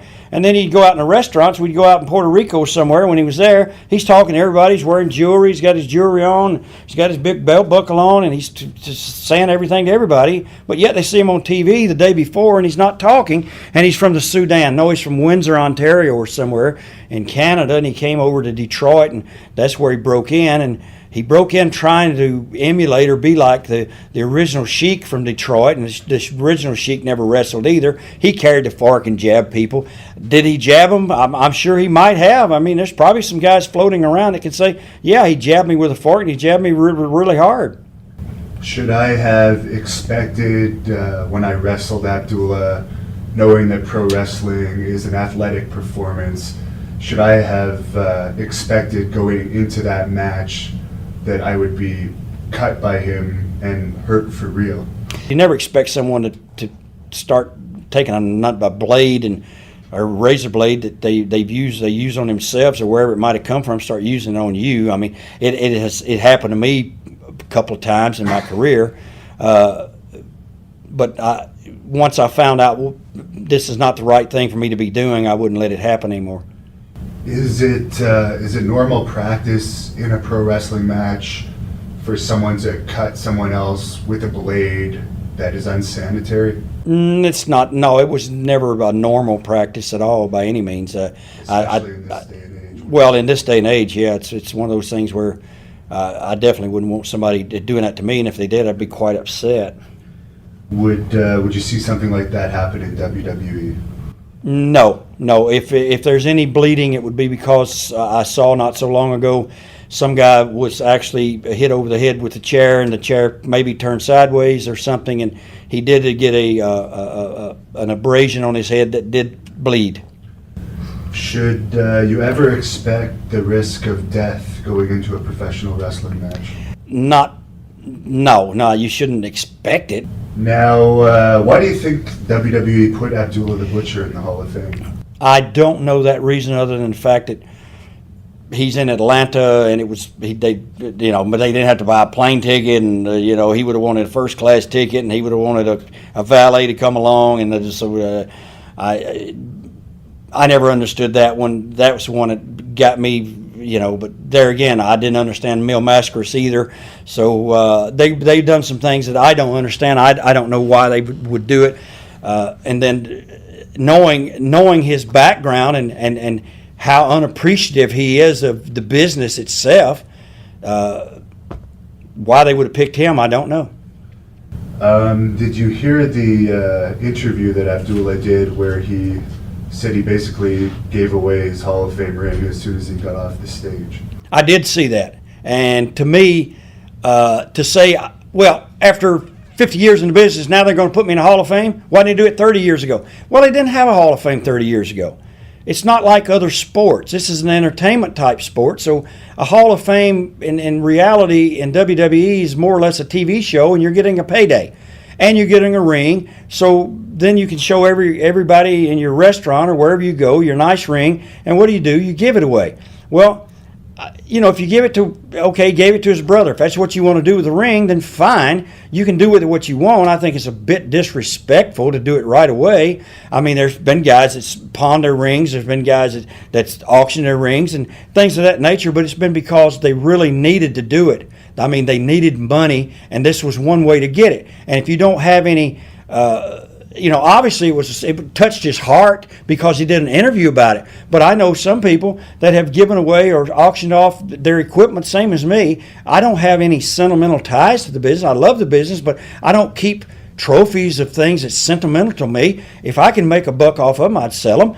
Especially if I needed the money. I mean, every time I've needed some money, I try to put something on auction. But for him then to turn around and say it was disrespectful for them to have him at that point in his career. Hey, at that point in his career, he got a payday for doing nothing. And then he complained. They said, hey, you got to be here tonight for this thing, and then tomorrow you got to show up for the WrestleMania. And I'm burping, excuse me. You got to show up tomorrow for the WrestleMania. For what I understand, from what I heard, he told them, hey, yeah, that's two times I got to be here. I got to be paid twice. They said, no, the deal is you come for this tonight, and you got to be back tomorrow. I wouldn't have put up with it. I'd have said, look, if you don't like it, you don't even have to be on the Hall of Fame tonight. Or you can be on. We give you your payday. You get the car. We send you home. What did you hear that he was telling some of the other legends in the dressing room the night of the Hall of Fame? Oh, the word I heard was Johnny Laurinaitis came in and was telling everyone, like he always does, because I've been there for one of those Hall of Fame things. He comes in and kind of tells everyone, here's what the deal is. Here's how we're doing it. This is what we want. This is what we expect. And this is how Vince wants it done. And then he spoke up and said, who is this guy? Who is this guy? Come in here telling us what to do. I've been around 50 years. This guy's been around 30 years. This guy's been around 40 years. This guy's been around 25 years. This guy ain't done anything. What's he doing telling us what to do? Who are you to tell us what to do? It was kind of embarrassing for Johnny, I'm sure. And there again, Johnny was not in a position to chastise or to slap an old timer on his hand, but he had every right to go and tell Vince or for himself alone and say, well, Abby, if you got a problem, I'm glad to take you down to Vince's office. You can hash it out with him. And I know what Vince would have said. Abby, if you don't want to do it, there's a car waiting. You can go back to your restaurant. And you were saying you actually ran out of food that weekend. Yeah, from what I understand, the biggest weekend you're ever going to have at your restaurant, the biggest weekend you're ever going to have, it's the Super Bowl of wrestling. There's 90,000 people in town for this. And they're all coming from all over the world. They've heard about Abdullah the Butcher's barbecued rib restaurant and Asian food. And what does he do? He runs out of food first day. So do you think he would have made more money in his restaurant that weekend than he made for the Hall of Fame? Exactly. So you think overall WrestleMania weekend, he would have made a good deal of money because of WrestleMania? I wish I'd had a restaurant down there. I thought about going and setting up a hotel room just to sign autographs on my own. Well, I did that before too. Let's go back in time a bit to the 2009 Hall of Fame. How did that end up with you inducting Coco B, where there have been strong rumors that year that you were actually going to be inducted that year? Yeah, they WWE just called out of the blue, and it was John Laurinaitis called and asked me. He said, we're going to induct Coco in the Hall of Fame down in Houston. He said, I really pushed for you to get in, but, it's not my call. But we thought you'd be a perfect person to come in and induct him. I said, well, gosh, I'd love to. He said, okay, I'll have, we'll set it all up. I'll put you in touch with travel and get everything worked out. And he said, like I said, we want you in the Hall of Fame. It's just one of those times that it didn't work out this time. I said, no problem. I'll be glad to do it for Coco. And then one of the writers called me and they said, you're inducting Coco? Yes, I am. They said, well, do you need a script? We need to write you a script for this? I said, I've known a guy for 35 years. We started in the business together. I don't need a script. They said, can you do it in 3 minutes? I said, sure I can. And I felt honored to go and do it for Coco, because who else could have went up there and told the story of me and him breaking into business together in a barn and drinking out of the same horse trough as the horses and the cows and doing the things that we had to do, and he made it the same as he made it as a Birdman. It was his night. It wasn't a night for me to shine, and I gave the platform to him. I wouldn't have wanted somebody like Dusty Rhodes inducting me, because he's going to go out there, hey, baby, we're going to the pay window, baby. He's going to try to take the spotlight away. Now, let's get into the subject of a small southern wrestling company called TNA. Are they still in business? Why do you think that they've been getting the same rating forever, despite everything? I'll tell you why. Because it's a cheesy looking production. It doesn't look anything near like the production of WCW or WWE.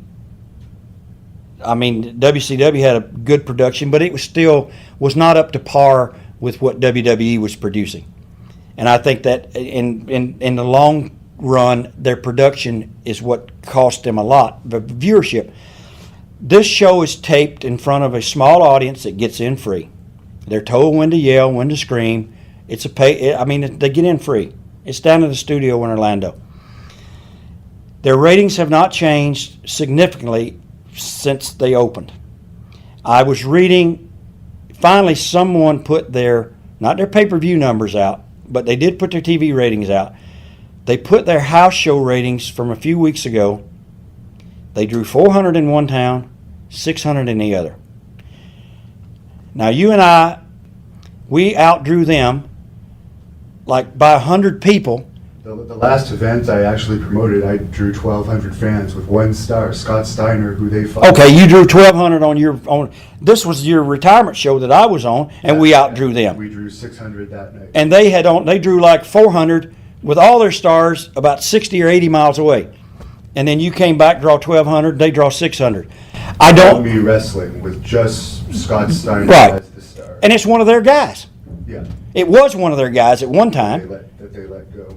but they didn't use him on their road shows. Then they bring all their stars out on the road show, and I see where they have Sting and they have all these guys over in Baltimore or in Maryland somewhere. They drew 600 people. What is your opinion of Dixie Carter? I don't know her, so I can't judge her on anything but what she has a track record on, and obviously she's getting money from her parents.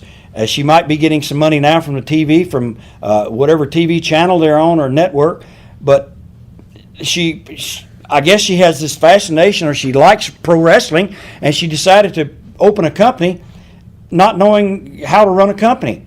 And she has now, over the period of time, I still don't know how they're in business. I really don't know. But she hires Eric Bischoff. She hired Vince Russo. She's hired a bunch of these people who have been detrimental to other companies. Listen, if they have a track record of being detrimental to other companies, then do you think they're going to change? I mean, they're just obvious. It's like Scott Steiner said. Are they going to go? They're going to grow brains all of a sudden?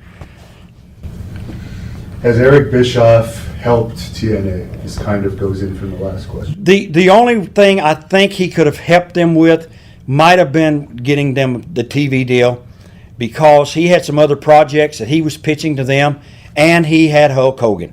And with having Hogan is an easy way to get a TV deal, because you got the biggest name in the business, even though he's not wrestling. Is everything cool with you and Hogan now, for the most part? As far as I know, we don't have no issues, none at all, because he's not around Bubba the Love Sponge anymore. What is Bubba's dropped out of sight. What's your opinion of Kurt Angle taking an entire year, taking publicity away from real athletes, training for the U.S. Olympic trials, and saying for a year that he was going to make the 2012 U.S. Olympic team, then changing it to saying he was going to make an alternate, then finally quitting, saying due to injury, and wrestling that very same weekend on a TNA pay-per-view, and he's continued to wrestle on house shows, as you said, in front of 400 people since then with this supposedly serious injury. I've only been around Kurt a very short time. We don't really know each other at all, other than hello. I respect everything he's done in amateur wrestling and in professional wrestling. He put a good spin on that to say he was going to train for the Olympics, which I think us in the business always knew that he's not in physical condition to train for the Olympics or even be part of it. It was a good grand gesture. It got some buzz. It got some little media coverage, not a whole lot, but he's a good spin doctor. So you think basically everyone kind of looks at pro wrestling not as a real sport now? So I think some of the amateurs that's come over into pro wrestling has given us a little bit more legitimacy as being, tougher and harder than what it's always been thought of by the people that's not wrestling fans or the amateur wrestling world. I think there's a bigger understanding of what we do now and how we do it with the amateur wrestling world and the UFC guys and the MMA guys, because there's been a crossover, not with just Ken Shamrock and Dan Severn. There's been a few other guys that's tried it. Okay, so the last few questions: Are you happy with all of your wrestling accomplishments? Yeah, I don't look back on anything and say, I wish. The only thing is I could have been, like I said earlier, a little bit more politically correct, probably in some of my dealings with promoters and maybe some of my dealings with some of the young guys in the locker room now. I kind of get on them a little bit about all this crazy nonsense they go out and do, this death-defying stunts that they do. That's not even pro wrestling. That's this acrobatic stuff they do. I sometimes should probably just, as my wife used to say, zip it. But no, I wish I would have maybe my career it's still going good, but I really wish I would have gotten into one of those big contracts and contributed to a company and made all that money. But only with money comes more problems, and I'm happy where I'm at. What's your biggest fear? Growing old, getting hurt, seriously injured, phone not ringing for anybody to book me anymore. I think that's when my depression would set in, if I have to sit home and now the phone doesn't ring. And after a couple of years, now I've sold everything on eBay and I don't have anything left. So I guess I could do like Jake, show up in tennis shoes with Zubaz on. And finally, how do you want to be remembered? The greatest intercontinental champion of all time. No, that's all nonsense. Just as a hardworking guy that went out and did his job like it was supposed to be done. Sometimes I did it better than I did at other times, but that's it. I'm not a superstar by any means. I'm an ordinary wrestler that shows up and does his job. I go out and entertain the people. I want to be remembered as an entertainer, not as a great pro wrestler, because I've never been given that accolade anywhere as a great pro wrestler. I want to be remembered, hey, that SOB was a darn good entertainer. And just quickly, one of the reasons why you did the bit of the more entertainment style in your later years is because you've actually had a ridiculous number of matches, probably far more matches than a lot of your co-workers. Yeah. From the 80s. You're still regularly wrestling almost every weekend. I've had probably, 5,000 matches. I mean, I'm to the point in my career now where I wish that I could find that one guy that I could go out and have a match like I had 20 years ago, 15 years ago. But out here on the independent circuit that I do, It's very difficult because the young fellows aren't trained the way I was. I don't trust them because I don't know who trained them. A lot of times on the independents, the actual wrestling ring is broken, it's torn up, it's nails sticking out of the boards. The smoke machine doesn't work, the microphone doesn't work, the curtains fall down. I have to work with the tools that's given me for that day. And if I was able to get cured of hepatitis C in the next few years, do you think it would be in WWE's best interest to give me another shot? That's their call, Devin, and it's one of those things that we won't ever know until it happens. And to speculate on what they do and how they do it is what it is, pure speculation. It would be like you saying, here's a needle and I'm going to throw it over here in a haystack. Can you find it for me? I don't know what they're looking for and when they're looking for it and how they're looking for it. Would it be in their best interest to do a lot of things? Probably. Sometimes probably not. They see the world different than you and I. They don't see it the same way we see it. They never have, they never will. Yeah, and there's a lot of people in the office, and you never know who's going to be in that. You don't know who's going to be the next guy. Who knows? I might be the next booker there, and I'd give you a shot if he's... Yeah. Well, you never know. You never know. You might be the next guy head of talent relations down in TNA, and you can say, look, he really don't hate you guys that bad. He's a good guy. For the Lanny Poffos DVD, I can only say this. I know he has some things he does and some things he doesn't do. He's not a big drinker. He's not a smoker. He's not a drug abuser. But he does other things that I've heard about. I've never seen it. I understand that he admits to this thing that he does. My friend Don Fargo one time, 25, 30 years ago, we're driving down a highway and we mentioned something about Lanny and his extraordinary thing that he can do with his human body. And Fargo said, I wonder if he's a real man. And me being a young kid in the business, I said, what do you mean a real man? Well, a real man would stay there and take it, or does he pull away at the last minute?